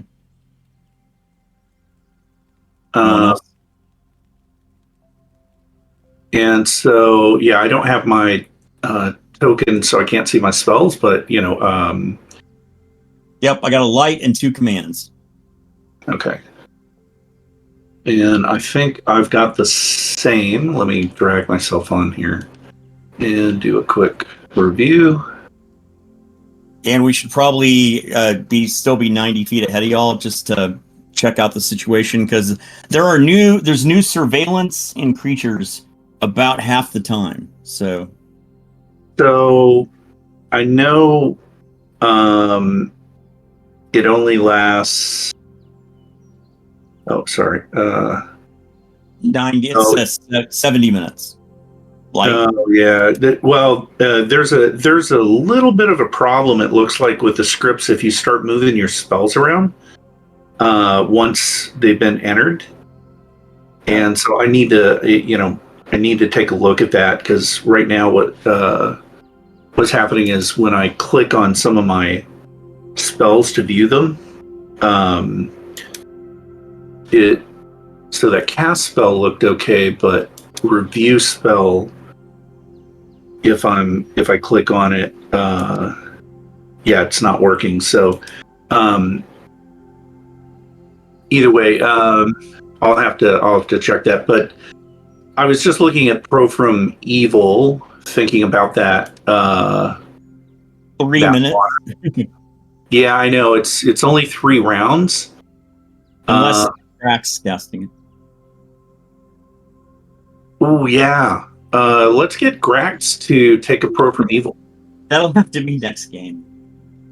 Oh, that's right. Yeah, he's not going to be with us. Okay. Okay. Well, either way, we'll have him take it, and I'll tell you what. Why don't I prepare a Pro from Evil just in case everything hits the fan, and I'll just do that right off my sheet here. I think that it's just precious how concerned you are, because I'm pretending I'm not. Yeah. May the gods protect us. Yeah. So okay. So I'll do command, light, Pro from Evil, and then 2 sleeps. Okay. Alrighty. All right, so you guys continue on your way after sleeping out here in the woods during the night. Nothing untoward occurs here. And then both rangers are remaining 90 feet out front as you approach the Scarlet Citadel. Are you approaching from the same general area, like you're entering from the west, or are you trying to enter from a different way? Let's go ahead and enter from the south. Okay, so... obviously Yeah, go ahead. I think the only way into that area is to come in through the west, but to approach, we'll come from the south. Okay, fair enough. So as you approach and get close, within, say, 600 feet or so of the Scarlet Citadel, you could all start to spot what looks like smoke coming from the Scarlet Citadel ruins. Here we go. Why don't we send the gnome ahead to never mind. Is there anything? Soon. Yeah. Is that too soon? Is the wind blowing it in a certain direction? It seems to be blowing it towards you, so southeast roughly. Does it? We traveled a bit. Is it more than what a campfire would be putting out? It seems like maybe a particularly big campfire. Okay. Yeah. We'll adjust to come in directly from the west then, so that we don't have smoke blowing in our face. Okay. Yeah, so and I'll motion back to the fellas and I'll point at my ear and I'll shrug. Yeah, so someone's burning something in there. Now, it could be that, some helpful person, has decided after 2 weeks to burn the bear's carcass, which I don't think that's the case. So it's been 2 weeks maybe, but it's not a campfire. So I guess the Rangers will come back to discuss with the party. Elamar, do you want some wax for your ears? Take these just in case. Okay. I'll accept the wax. So I mean, we got to go up and take a look, right? Yeah. So that's the question: is are we stealthing up there, or are we just going to clank our way up there? I think the 2 Rangers should stealth, and y'all should stay back about 100 feet. But okay. I also end up by myself usually, and I'm happy to have a brother with me. I don't have an icon, but I want to put the wax in my ears. All right. Yeah. I will make sure that gets applied to you on the ruins sheet here. I'll go in, bow out to start. Yeah, and I'm also going to have my composite short bow with an arrow nocked as we approach the 2 Rangers. Yeah, I will have my big old claymore out. Okay, so both Rangers are approaching, and the other 3 party members, again, your dwarf friend is going to really hang back here, but for at the moment, the other 3 of you guys are like 100 feet back? Yes. All right, so what I will say is as you're approaching, I'm not going to put you on the map quite yet in case this changes any decisions you're going to make, but Elroy, as you're approaching, you spot with your keen eyes here that as you're approaching from the west, there is sort of a ramshackle wooden platform that's been built onto the ruins here. So it's only about 10 feet by 10 feet, a little less than that, in fact. But as you're approaching, you can just see part of it. So you can't really see much more of it. You're kind of, because you're down below and you're looking up, right? So from a distance, you see this, but you can't make much out of it other than it is a platform that is obviously has been built somewhat recently. You didn't see this when you were here last time. Correct. Is that on the thing that's on fire? It is not, no. The smoke seems to be coming from north of there, inside of the ruins themselves. So I'm happy to put you on the map if you're willing to get that close, and maybe something visually will stick out to you, but I want to just alert you to that. I want to advise the party, so we'll go back and then let them know. And I will... Tell me more about the platform. Was it on the top of one of the towers? Yes. So if you recall, when you enter the ruins, there's a courtyard, and then you take the stairs up. Right. It's essentially at the highest level. So it's basically, think of this as a platform that's been built onto the roof of the ruins. Right. Yep, so even on this map, if we look closely at the Citadel there, it looks like there's kind of 2 buildings there. So, there's one a little higher than the other. So it's at the top of that top one? Correct. And the smoke is issuing from the platform? Not directly, but very close to it. Okay, so maybe even under it? Yes. Or close to it. Okay. So someone's taken set up a little fortification. Well, no. It may be that they're using it like a signal thing, potentially. But because that seems like a lot of smoke, coming out of there. It's not a campfire; it's a bonfire. And we didn't see it prior to getting that close, or would we just not have been able to see it? The platform itself? No, the smoke. No, you spotted the smoke from like 600 feet away initially. Okay. Yeah. And so, maybe they're sacrificing something? I don't know. I'd like to try to sneak closer and get a look. Okay. You just let us know when you want us to approach, just shoot one of your little whistle arrows at us. All right. Just joking. Alamar, are you going with Elroy as he tries to sneak ahead to get closer to the ruins? Yes. Thank you. Okay, so if you guys are ready and there's no other preparations you want to make, I'm happy to move Elroy and Alamar onto the map. Sounds good.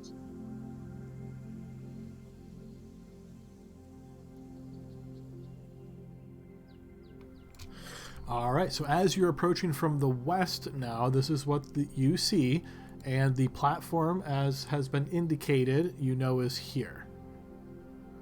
Is it, you said it's a ramp? Can we walk on it? No, it's not a ramp, it's a platform. So think of this as a wall that's approximately, if the exact distance from the ground is important, I'll look that up, but I think it's at least 20 feet in the air, and this platform has essentially been built on top of that.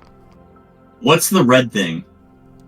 That looks to be a big blood stain that you recall is the location of where the bear was. You can see bits of minutia, bones, that kind of thing, and this big old pile of blood. Okay, so it doesn't look like it's been dragged off or anything? No, it does not. Do we hear any other ambient noise? Are you staying still and just listening quietly? Yes, and also hiding. Yes, after a period of time, if you hang out here for a little while, you will hear the sound of laughter come from in your northeast, essentially close towards the platform. Does it sound like troll laughter or like a human? It sounds human. Okay. Does Elvish have like kind of like the drow? Does Elvish have like a hand? We have Ranger hand sign. I'll flash you. We should go back and tell them. And I concur. Okay. So we'll very quietly, sneakily fade back into the foliage and report to the team what we saw and heard. Okay, now what I'd like to do here, and this may just be a rules question, so you guys have approached, you've gotten close, and now you're backing away, which means if there was somebody looking in that direction, they might be spotting you here. So I know thieves have like a hide in shadows kind of thing. I think, don't rangers get something similar to that? We roll for surprise and have a better chance to surprise. Yeah, they don't get hide and shadow moving silently in this edition. That's a second edition thing that started. So, okay, So as far as somebody spotting you, then is this just automatic if someone's looking, or so how many out here do? I would say just like Tom was saying, it's your call. Depending on just how open the area is and where they're positioned, but I would like to assign everything to chance. I love dice deciding. So let's do this then. If there's no official rule, let's have Elamar and Elroy give me dexterity, and because the difficulty of not being spotted here, approaching, and then also leaving as well, we're going to call that a 15. So okay, so Elamar already rolled. So Elroy, go ahead.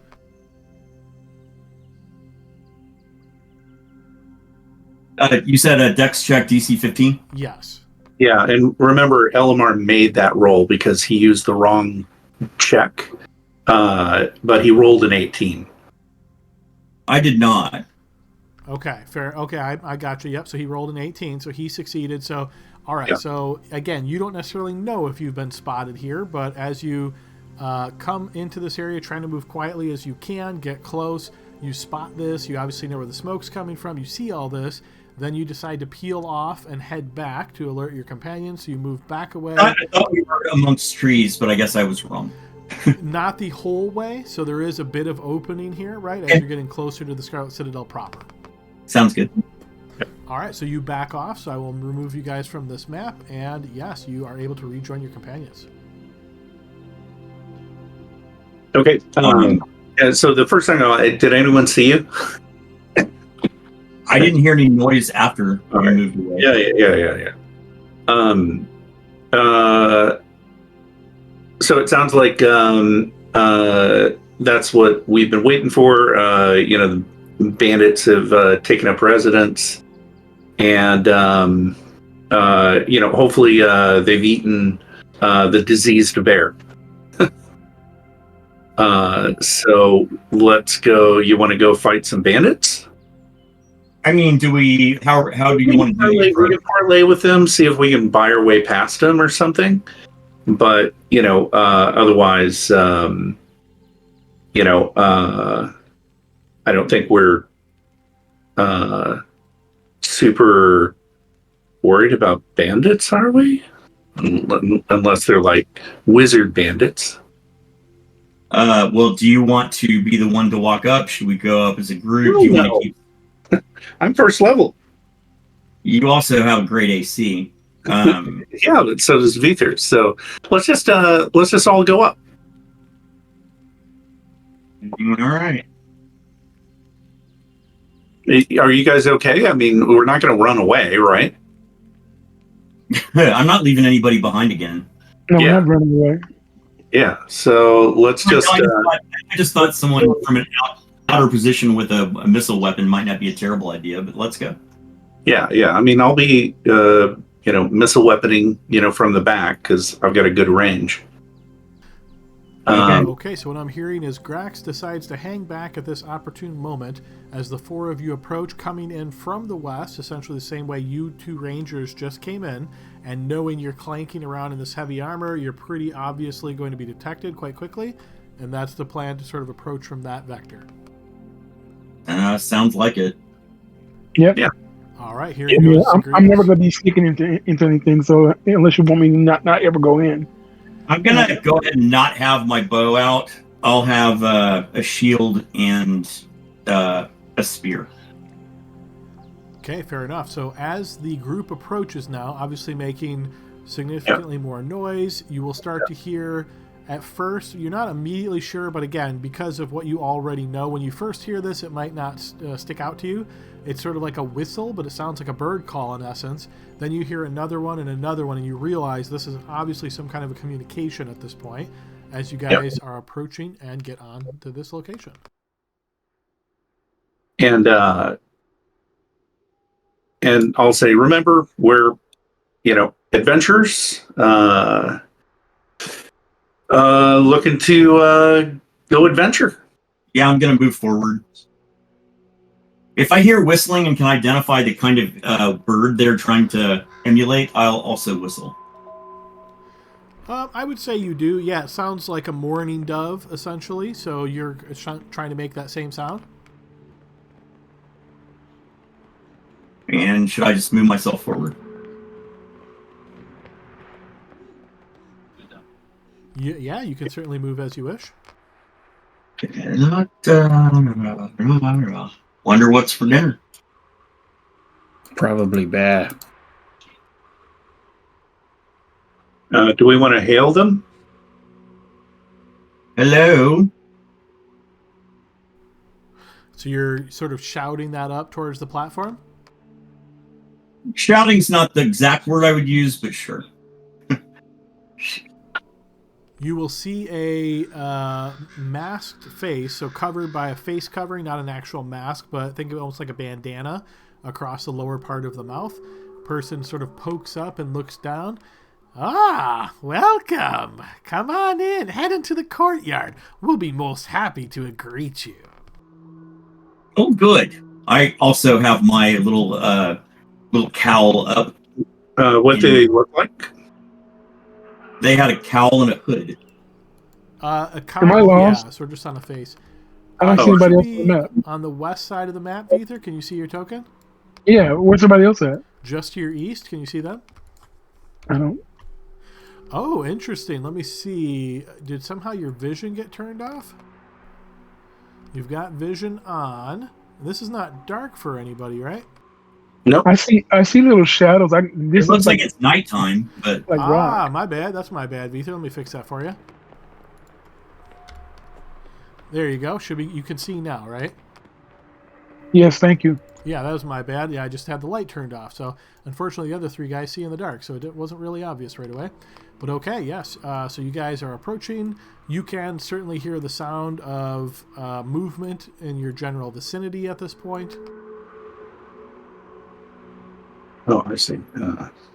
I see. So, yep. I'll wave at those guys. Hi, guys. They don't wave Any back, but you can hear them approaching. Any additional information as far as like what they look like? So these look to be, I think, what your companion Locke said about being bandits. This is like, if you had to guess what a bandit looks like, this is almost prototypical. You can see they're wearing this sort of loose-fitting leather armor. You can see they're carrying arms, particularly a blade of some kind. Looks like a falchion, in fact. And you can see daggers at their side. Can I tell where the fire is coming from? It's up on the tower area up there? It is, yes. Okay. All right, as you get to about here, you notice from up above, another one of these guys calls down, "Oh, welcome. Come on in. Come on in. Curtis will be happy to see you." Good old Kurt. I'll wave to those guys in there. Hey, guys. They spot you as you see they start kind of snaking around. Okay.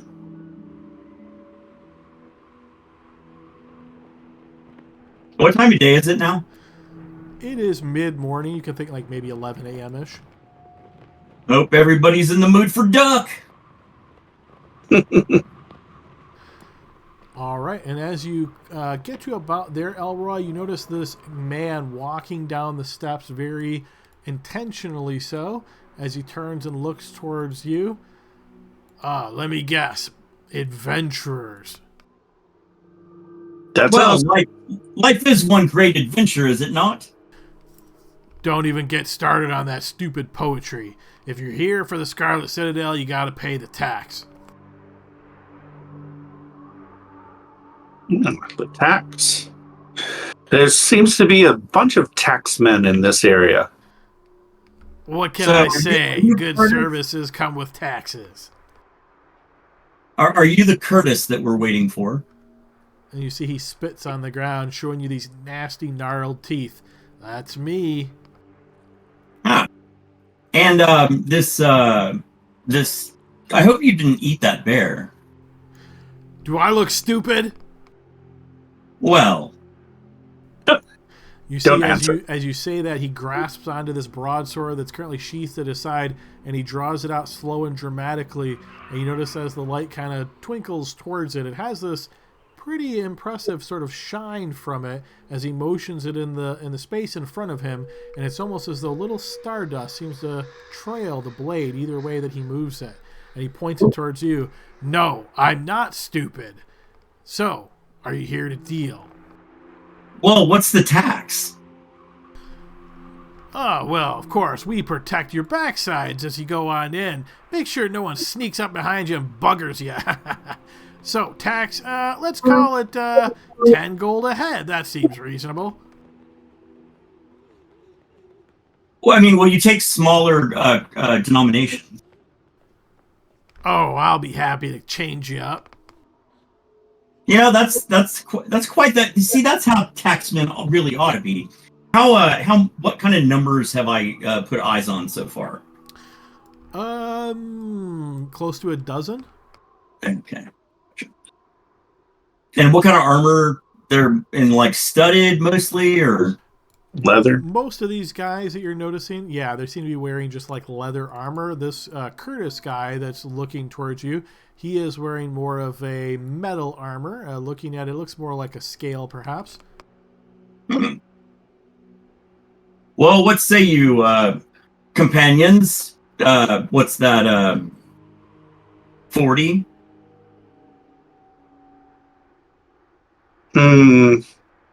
Yeah. I mean, your guys look kind of ragged, Curtis. Well, you know how it goes. We've been out in the wild for a bit of time. But your 40 gold donation, I'm sure I'll get some better help. Uh, Fact, you know what? Pay the fee, and I'll even throw in a side of meat for you. What kind of meat is it? Because I've got duck. meat. Oh, we just found ourselves a boar, didn't we, boys? And you hear, "Ha ha ha." That's right. Come on. Do I smell boar? You do, yes. Oh. I guess it is a big campfire. So what kind of marinade do you use on that? I'll try to get a look. And you see he kind of grins towards you again, noticing this nasty teeth. Oh, we've got a great cook. Fred back there, he knows what he's doing. Wizard in the kitchen and all. Wizard in the kitchen and in the forest. In Elven, I'll say to Elroy, probably makes sense to get out of the courtyard here anyway. Yeah. So let's pay the man and go up in there. Don't be talking to that pretty boy language. Come on, pay up. Well, we've got to figure out where do you remember where you keep all of your stuff? Well, you probably do because you're not stupid like me. I'll fiddle with a pouch.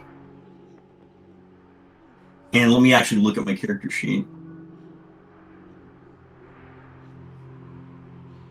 All right, guys. Well, I don't have enough by myself. You said 10 each? And we get boar. That's pretty good.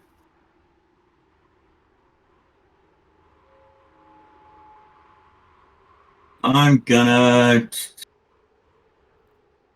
pull a little pouch off, and I will kind of move toward him with the pouch in my hand. Okay, you see he holds that blade and points it down. You realize it's a broadsword as he sticks the tip into the stone ground here of the steps, and he holds his other hand out, waiting for you to place a pouch in his hand. Okay.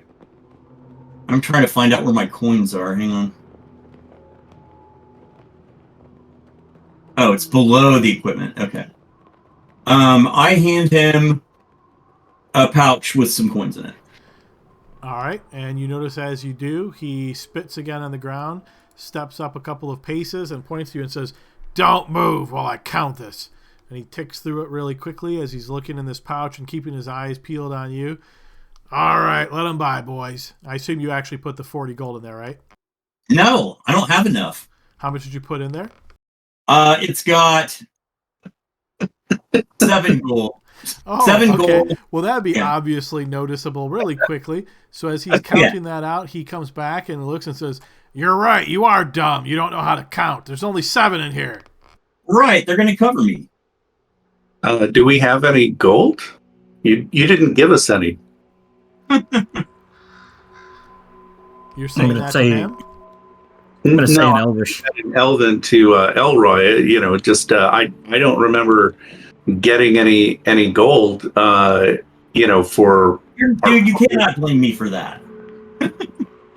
Well, just asking. I mean, do we have any gold, Elroy? You would have either given it to us or not. I don't know what you have on your character sheets because I have not seen your character. I have a question. Where's the guy that he's giving money to? Can you ping him? Right. Yes, that one right there. So where you're standing, Vether? Uh-huh. Yeah, you can see him. Yeah, so he's just to your northwest. This guy here? Yes. Yeah. Well, I really can't hear anything because I got my ears full of wax. I never took it out. Yes, you do. That's hilarious. When I see this guy, when I see him give this guy money, I'm gonna glare. I'm gonna glare at him. At whoever gave him the money, not the guy. But you're wearing that mask, right? So I don't think anyone can see your glare. Oh, good point. Probably not. Well, apparently, even though I can't see your character sheets, I'm being held responsible for what's on them. That doesn't seem fair. No, it's just we got a lot of gold. You were the person managing the gold. So, and I don't think you gave us any of it. So, that's fine. Do you want to just kill these guys or what? Did you ask that? In Elven? So what you're saying, I'll turn around and I'll look at him and I'll say, what, you're telling me that you didn't bring any gold? I'm going to say in Elvish, I only have 6. Yeah. I mean, I wasn't given gold. That was all under your domain. Bullshit. That's bullshit. How much is left on the voucher? I don't know. Did Elmar, did he give you any gold? What are you talking about? That's neither here nor there. How much is left on the voucher? And I'm saying all of this in the Yeah, I can tell you what's on the voucher. It's a piece of paper, and it says $27.80. That's way more than 40. Oh no. Well, I'm not bringing the paper out, but essentially, it sounds like you guys want me to equip your characters. Is what I'm hearing. So in the future, I'll need access. Is what I'm saying. So I'll look super apologetic at the guy, and I'm like, we might have to look through our socks and stuff, because I'm thinking that this might have been like a logistics problem. Well, if you're the leader and you're as dumb as you say you are, it makes sense. Okay. Yeah. I'll go ahead and use no. You keep moving. They are absolutely walking closer to you, and I'm using the innate ability right now. Do they have weapons? Yes, they do. So we will essentially enter combat at this point in time, because they're obviously ready. You guys are ready. There's no risk of surprise here. So we'll go ahead and call this the first round. So, I would submit that a mental only ability, if they have not started hostilities. Now it's your call, Adam. You can say, no, I'm not going to give you a surprise, even though people are parlaying, and it's simply a mental ability. But I think you've got that built in the script, right? So you should just go faster, right? Well, it just depends. I mean, if we're just going to declare, then so I would say declare, because they're like very so if you're doing anything in any way that would be visibly noticeable by them. So typically what I say is like in most editions, you can't do things outside of a turn order, because otherwise it just gets real messy real quick. So I would say if you're going to do a mental thing, I'm assuming the speed of that is going to be built into the script. So whatever you declare, you should get the advantages of that speed. But yeah, we'll see where things lie. Okay. All right. Because I haven't done anything hostile. If they want to attack first, that's fine. Nope, but so they might be getting closer to you, right? So we'll sort of roll it out as, essentially how it goes. There's no obvious signs of an attack here, but they are slowly moving closer to you. So if you're getting ready to essentially do an action, then that's where we would be at. Okay, sounds good. All right, so let me see if I remember how to do all this. So GM menu, start initiative tracker. You want to open the turn tracker first? Oh, right. How did I forget that one? There we go. Add declare step. Okay, and then everybody declares. Yeah. All right. All right, guys. Sorry, give me 1 second here. So we know that combat is imminent. Yeah, I thought we were just parlaying, but then everything goes like it does. So do we need to do inter-melee or just melee? I'm not sure. You're going to have to enter. Okay. Now, yeehaw, boys. If I set for charge as my declaration and nobody charges me, what happens then, Dave? Then on your group turn, if we win initiative, then you can change your mind. Okay. And go on low initiative. All right. I mean, I think you can do that anyway, even if we're on low initiative. You just go last. All right, sorry about that, guys. Awesome new script here, Dave. I'm seeing all the declares. That's great. Oh, good. Woo.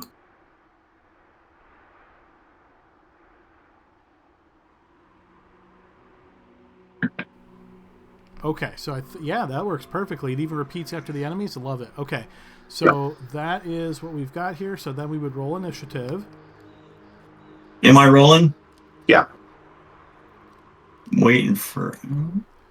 Okay, and then of course. Would click my dude and do update turn. Okay, so now. Okay, so the thing you chose to do, Locke, why is your number so low? Because I'm the only one actually acting. Everyone else is moving. Elroy was setting for charge, just in case he was getting charged. Yeah, I'm like, what? Hey, what's going on? Otherwise, it looks to me like everybody's moving. They are. But their movement goes before you then. So even though you're doing this mental thing, they move before you. Yeah, because that's what they're doing. All right, so Elroy, you basically have your spear in hand and you set it for a charge, which means obviously. I'm like, hey, what? Hey, I thought we were talking, guys. Right. So, this is where it gets a little bit challenging, right? Because nothing's happened yet, right? So if you've declared a spear versus charge, I'd say you took the first aggressive action. Is how I would interpret that. Seems like defensive, but sure, I'll take that. Yeah. All right, fair enough. So you've set your spear, and that's essentially your turn then, right? Unless they're actually, so he's ready for a charge. If the charge doesn't happen, then he can change his mind on. He's on low initiative, so he can change his mind on go last, basically. So no charges happen because even if they're charging, they would go after him, right? Well, it essentially happens at the same time, which is the way the numbers work out. I set it ahead, but the way it works is I don't generally say if you don't get charged. I don't generally say now you've lost your turn, because you look around, you don't see anyone moving, so you don't complete the action. You change your mind. Oh, okay, that's interesting because I would assume all this has happened simultaneously, right? So he sets for a charge, and then he gets to know that nobody's charging, and then change his mind to what he wants to do. Correct. Yeah, that is how I've done it. Elroy, nobody is charging. Okay. So EOT. I'm an EOT. Okay, and then Elmar declared movement, but he's acting at the same speed as everybody else. So you're first, I guess, Elmar. Okay, I was going to enter melee with this guy. So you did enter melee. Yeah, like these guys look like super aggressive. Like they're going to attack us. We don't really have gold. They're slowly like pinching you guys off and getting closer and closer. Yeah, it's go time.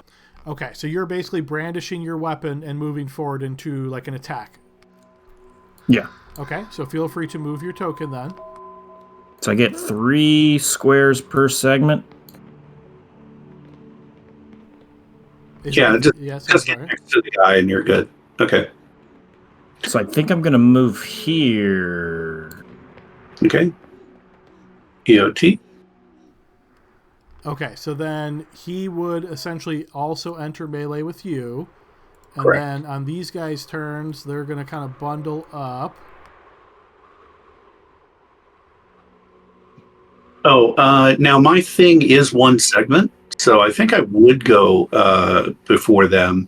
Even if they don't get a full move, they get one segment of move. And that's all I've done so far is one segment of movement. Okay.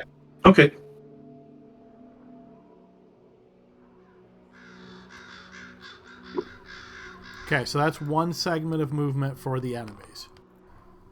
So we would then move to Vether.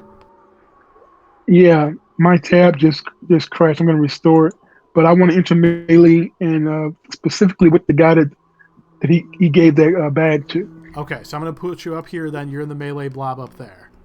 Okay, so now we would get to lock, and it's your turn for your one segment deal. Okay, very good. So since they're not in melee, I can actually target them.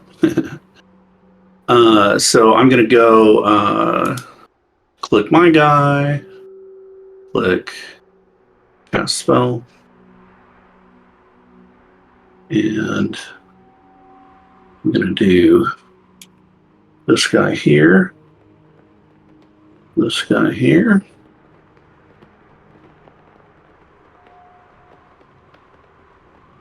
Okay. And that looks good to me. So that's the guys. Using your mind only. Area of effect.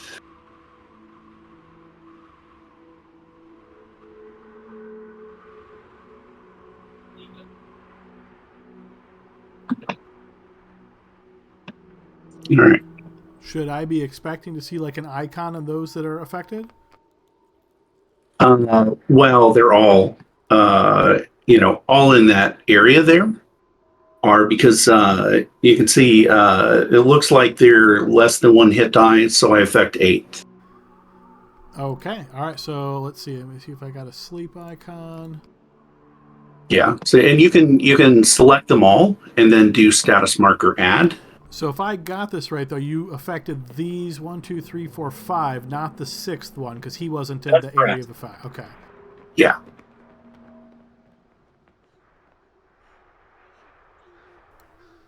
Okay. There we go. Thank you. All EOT. Okay, and we are back to declare. So would I be considered to be in melee with anyone? I think you get to act again, if I heard Dave right.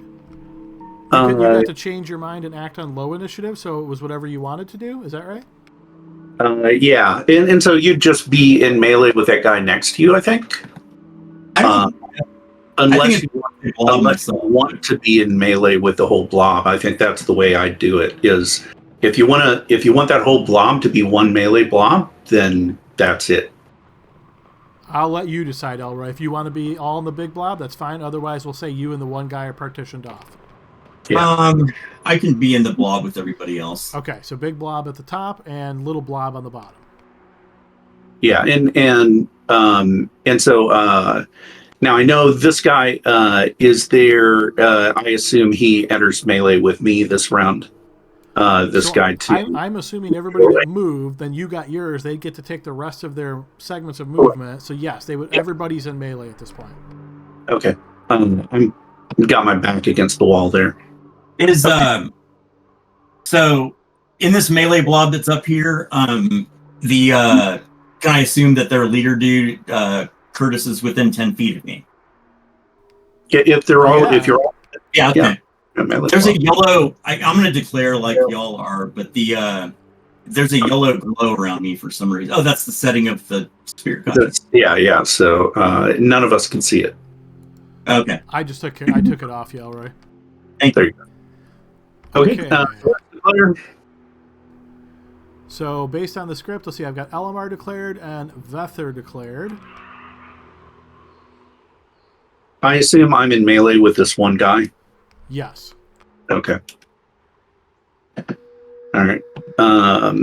I think that's still declared for me, even though my weapon is hosed. Okay. All right. So we'll see. Yeah, I think last time, if you repeat the same thing you just did, it might work because that's what we did last week. Otherwise, I don't think you show up in initiative. Okay. No problem. Let me try it again. Again, it is a little weird when the server's slow. Okay. For some reason. Worst case scenario, we'll just manually add you in there. Yeah. There we go. That looks like that. Yeah, there we go. Yeah. Okay, excellent. So we're good there. So here comes roll initiative. All right. Okay, so we start here. Now, so Elroy, you're in the melee blob, and you're obviously casting. So again, it's a verbal spell, so I don't know if I'm obviously casting, but I'll take it. Yeah. Yeah, so again, pretty typical. If they see a spellcaster, that's who they're going to focus on. So yes, This guy is going to go ahead and make his attack with this shiny broadsword towards you.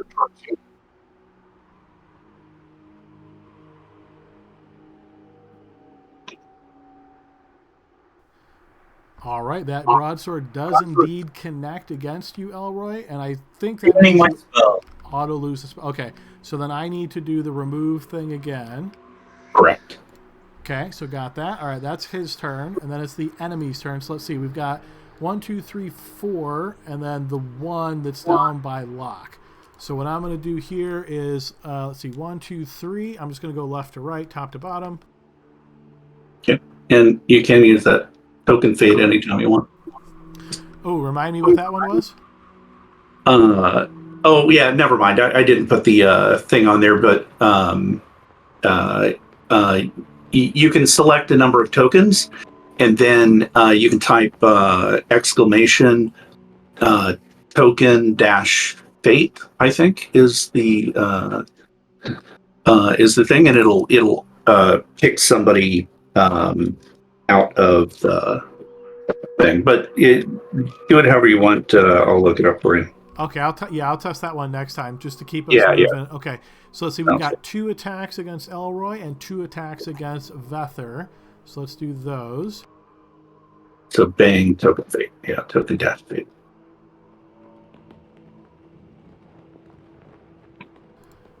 Okay, so the 2 attacks against Elroy are going to miss.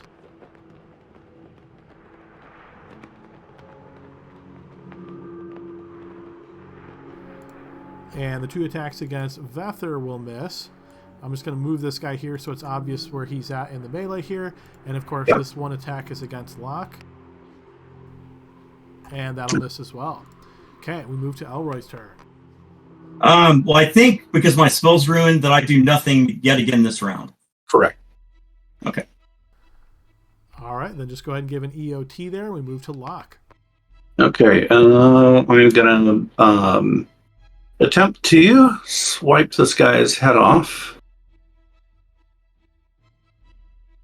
with my sword. And that is the trick. Yeah, he is slain easily with that. EOT. Hey, the magic user has a large dagger. Right, is this the guy with the falchion that hit hit Elroy? He has a broadsword, but yes. That's the guy, right? Get him! Get him! Curtis! Drop the leader. Let's get a morale check. Oops. All right, you swing that bastard sword out towards him, but miss and move to Elamar. Okay, so I gotta remember how this works with the armor types because I'm trying to decide on who to hit because I'm surrounded. Oh yeah, I didn't even think about that. As far as like with this many people, I guess there's no backs though because it's you guys have 3 and they have. Okay, right. Yeah, we're all moving. We're all moving around. It's not like we're just standing there. Right. You're not really surrounded. There need to be more of them. Yeah.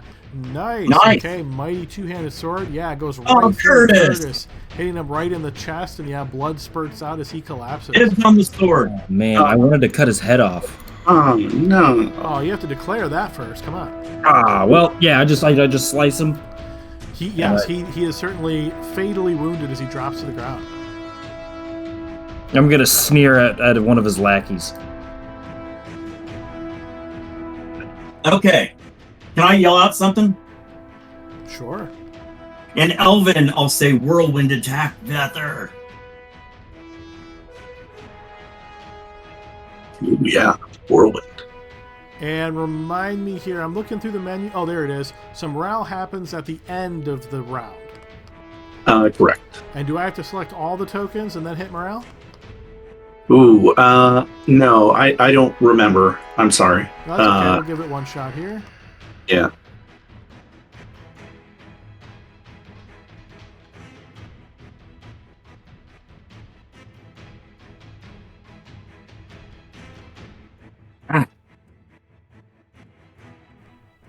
Okay, so I think that only rolled for one of them. So I'm going to just do... It's a group check. I'm sorry? It's normally a group check. That's why it says group morale check base roll. Oh, so that means they all failed then. Oh, you know what? No, I think you're right. I think go select more of them and then run it again, and I'll bet they all can roll. Oh, yeah, that would make more sense because all or nothing seems like that'd be a little janky. Yeah, well, it's just if it's a mixed group. The issue is what I do is I do one roll, but if it's a mixed group, so if one has a higher hit die or whatever. But yeah, okay, I guess that doesn't matter anyway because he rolled about the same. In real warfare, nobody all flees at the same time. Right. Yeah. But we'll go with that. They are definitely in flight mode. Okay. All right. So feel free to declare you guys' actions. I'll declare for them. Okay. Oh, it's the first time I get to declare this. I'm so excited.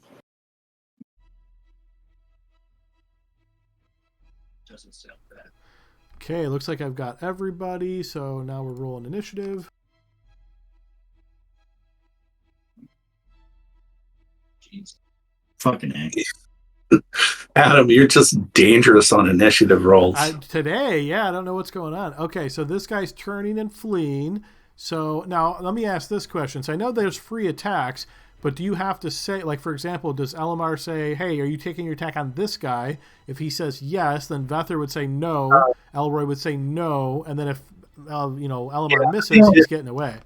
Yeah, they didn't. And so I think what you need to do is determine who they free attack randomly.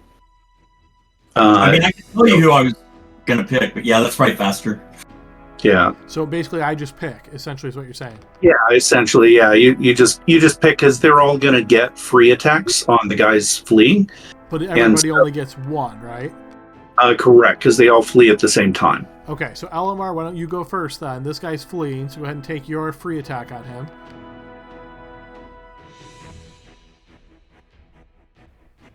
Okay, so he's dropped. Then the next guy runs, and Vether, go ahead and take your free attack. And give him a flee icon. Oh, yep, good call. You just make it a little easier to hit there.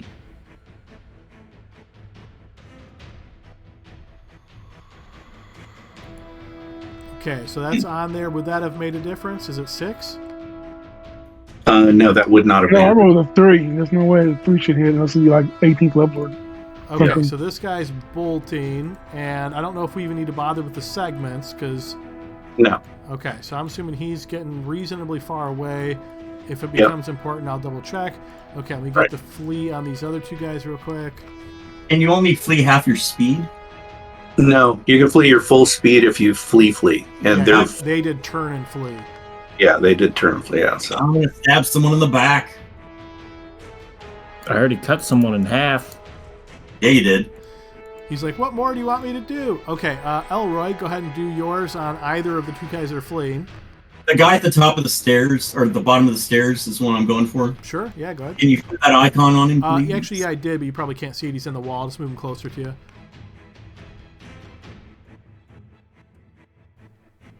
Yeah, so he will get taken out as well. This guy then bolts, and he's in the top melee blob, so he's going to get pretty far away. Okay. So based on these guys' speed, if they're moving their full speed, yeah, so they're 120 feet away. I'm just going to do an approximation here, but I think they're about there at this point. All right, and then all the rest are sleeping or dead, so yeah, we'll move to lock. Okay. All just for this round, with the first time I'm doing Death Blow. Yay!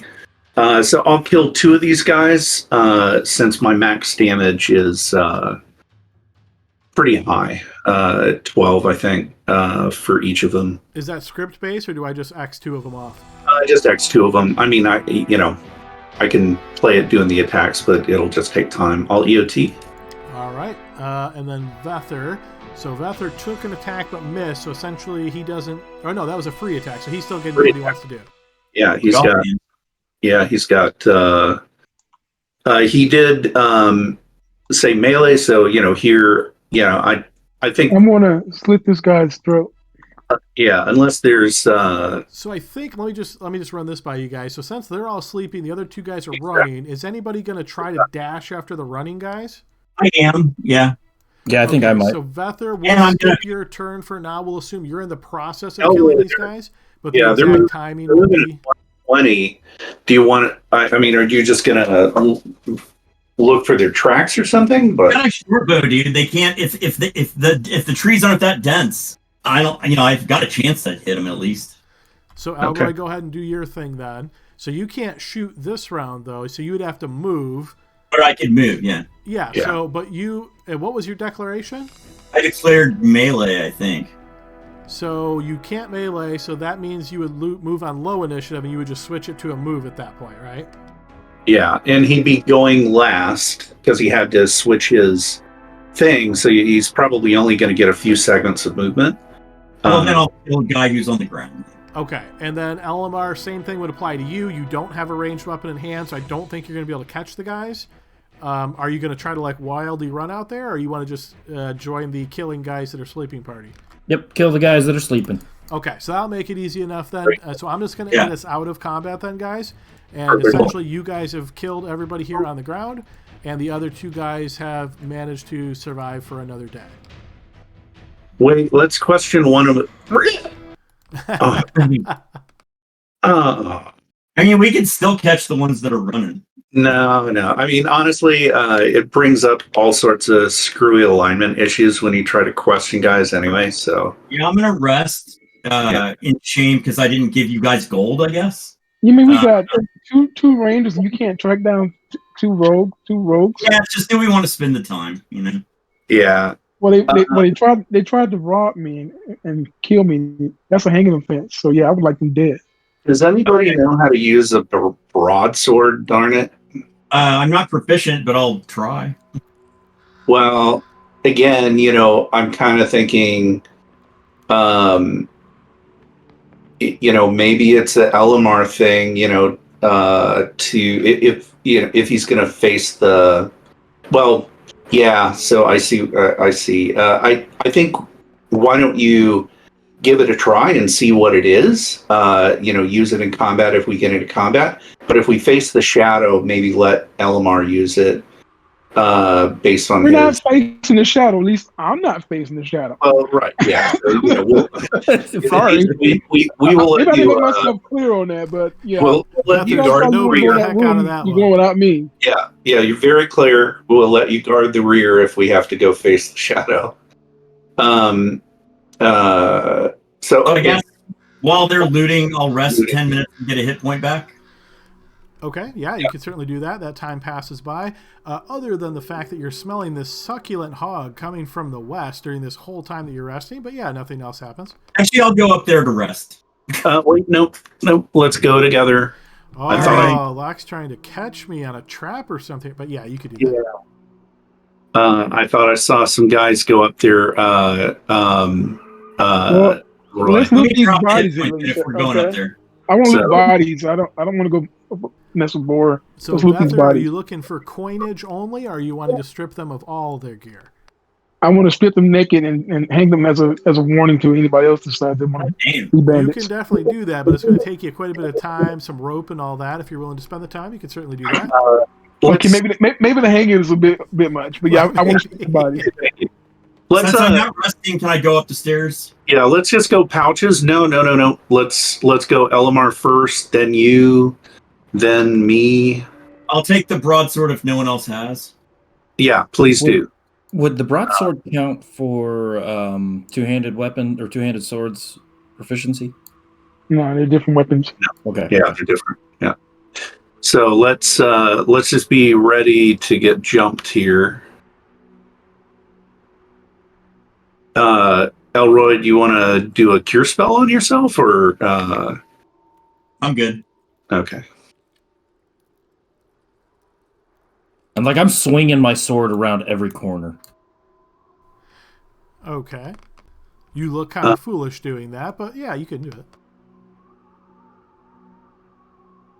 It's on a spit. I'm gonna give it a minute. I'm thinking. I thought I saw them go down the hallway here.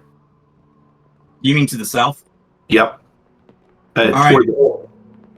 Mark. Oh, they went down in. Yeah, that's what I'm thinking. So let's just, I mean, they'd be crazy to go down there, but if they're just regular bandits and they're not working for somebody, Vether, don't get yourself trapped out here. I'll wave at you because I know you can't hear us, and I'll wave you up here.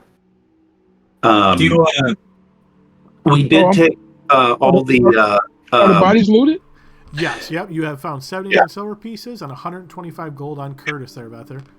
Okay. And we took Curtis's armor as well. Okay, so that would be a suit of scale armor. There you go. I'm going to go to the edge and see if I can see any light down in there. And or hear any noise. I'll tap you on the shoulder, Vether. We're going down here.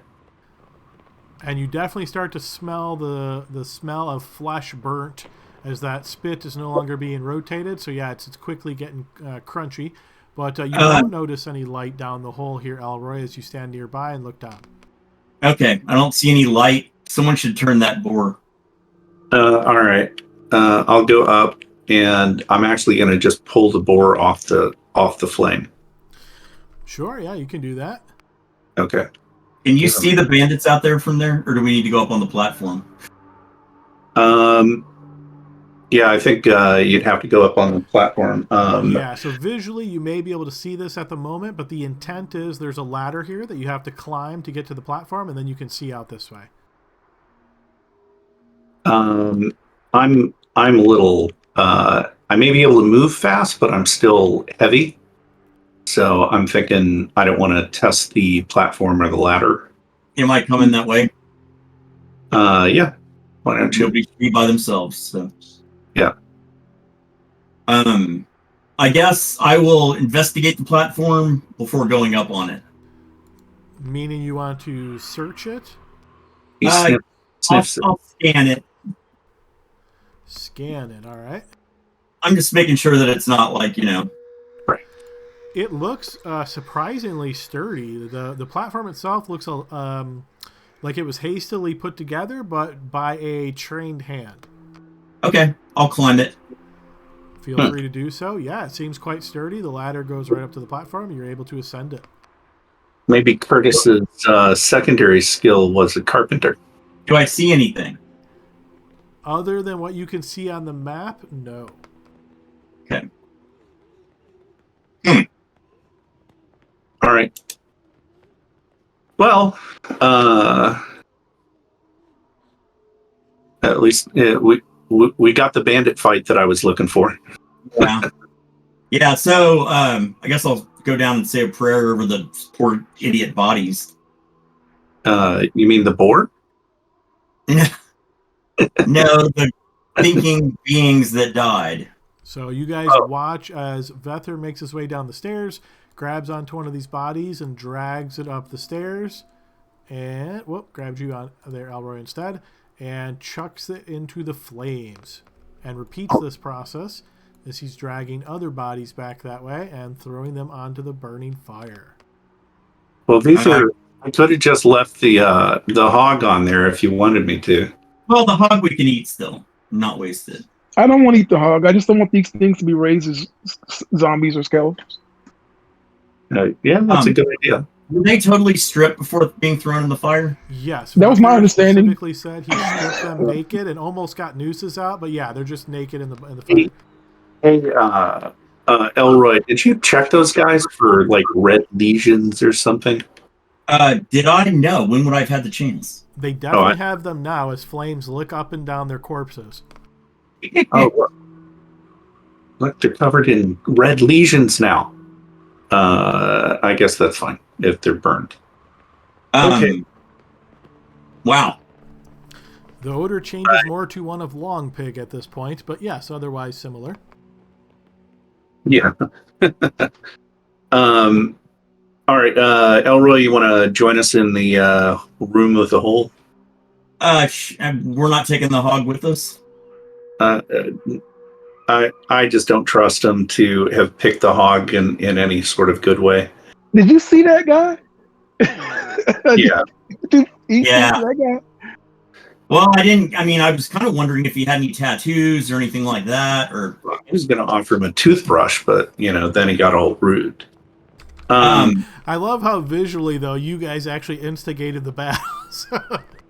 Yeah. I was wondering. Like I was wondering what the hell was going on. I was like, are we really dealing with these guys? Yeah, Vether was like waxed the whole time. And he's just thinking, when are we fighting? Yeah. So, Elroy, I think you should and sorry, just real quick note. I think it's safe to say, Elroy, you took your 7 coins back from Curtis. My what? Because remember, you handed him a pouch with exactly 7 coins in it? Yes, I would like my money back. Yes. Okay, fair enough. Yeah. I know that's now part of the treasure, Elroy. Is it? Yeah. If we get XP from it, then sure. Well, you gave it up. You gave it up. It's now treasure. Okay, I'll pay to be your accountant. That sounds like a great idea. I'm gonna look out this hole. Can I see the red body and get a better sense of what happened to the bear? No body. Yeah, there's no body left. Essentially, it's just say viscera and chunk of bone, and then just a big blood pool. Blood spot. Yeah. I'm assuming, Elroy, that it got eaten. If it didn't get dragged, it was eaten by something. Yeah. I mean, we certainly saw the raccoons or whatever they were, but that one looks like something bigger might have eaten it. So yeah. So the falchions that these guys had, do you want to keep those or no? The what? throw them somewhere? The what? They had falchions and they had daggers. Yeah, nah. We don't want to keep those. Falchions are worth. I mean, we could leave them up here, and it doesn't make sense to cart them around as we go. No, I can tie them up and if we hadn't burned all their shit, tie a loop around them and just hang them up. We didn't burn all this shit. We just burned them. Oh, right, they were naked. Yeah. He was spending time to do that. So again, do you want to get healed, or do you want to wait for Grax to come up and heal you? Well, Grax isn't playing this game, but I will. I'm just looking at the time. Oh yeah. It's up to you. I think we should probably, or do we have time to go in or not? I mean, you can certainly peek in, but you're not going to make it very far the next 2 minutes, obviously. Yeah. That's kind of I say we stash the weapons. I don't want to just throw them away. I think we stash them somewhere under a bush or something. Yeah, there's this green thing in a sack or something. Yeah, We'll bind them up and I'll stow them somewhere high so visually they cannot be seen. I always wonder who used the falchion. Falchions are cool. Yeah, I say apparently it's bandits. It's an orc's weapon. Did the scale mail that he was wearing scale mail, right? He was, yes. Does it happen to resize if I pull on a piece of it? It does not. You never know. Yeah. So lucky. I was thinking, he was good for the sword.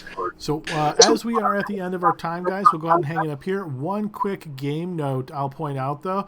I like to be very mysterious with my magic items. Like some of them will have odd effects and so on. Because the scripts are kind of revealing exactly what things are, what I'm going to say is you may find that I don't honor what the script says. So even though you saw it say broadsword +1, for example, in the future I may change that name. So just because the script says it, don't just take that as verboten, or exact. And you can always just call it strange broadsword. Yes, that's probably what I'll do in the future. I forgot that it pulls the name exactly from that. Exactly. But yes, I probably will do that.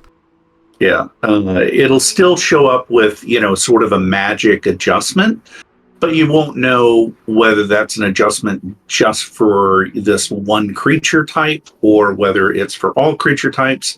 You won't know what the broadsword is or what extra things it does. So, yeah. Right. What's the damage on a broadsword? 2 to 7, 2 to 8? 2d4. I think 2 to 8, 2 to 7. 2d8, 2d4 and 2d6 +1. 1d6 +1, right? Oh, sorry, yeah, 1d6 +1. Yeah, I knew this reason I never take that weapon. Yeah, it's not. Yeah, a longsword is just the best one-handed weapon, by far, and then. I mean, so far, you guys haven't fought any large creatures, though, so purely what you fought so far, broadsword would actually be better. But yeah, once you start getting into large opponents, then it certainly goes downhill. Yeah, because what's your con, Elmar? 16. So it was a 16 before the +1 or after? No, he did not add the +1. So your con is now a 17. You have an amulet of health that we gave you. Oh, nifty! He's getting more magic items not being here than he ever has. That's right. And so that means he's at 22 hit points. Is that right, Elroy? If he's first level, yes. Yeah. So 22 hit points. So 22 of 22. Yeah, there you go. It must be nice. Nifty. All Yeah. right, well, with that, guys, we'll go ahead and hang it up here. So, fun session. Hope everybody enjoyed it. We'll be back at it next week, where we should have Grax's player back with us as well. Yay. And, we'll have the full group delving back into the Scarlet Citadel proper and seeing what has changed in these past 2 weeks. So, All right. great session, everybody. Have a good night. See you next week. Thanks for the game. Thanks, everybody. Later, guys. Yep.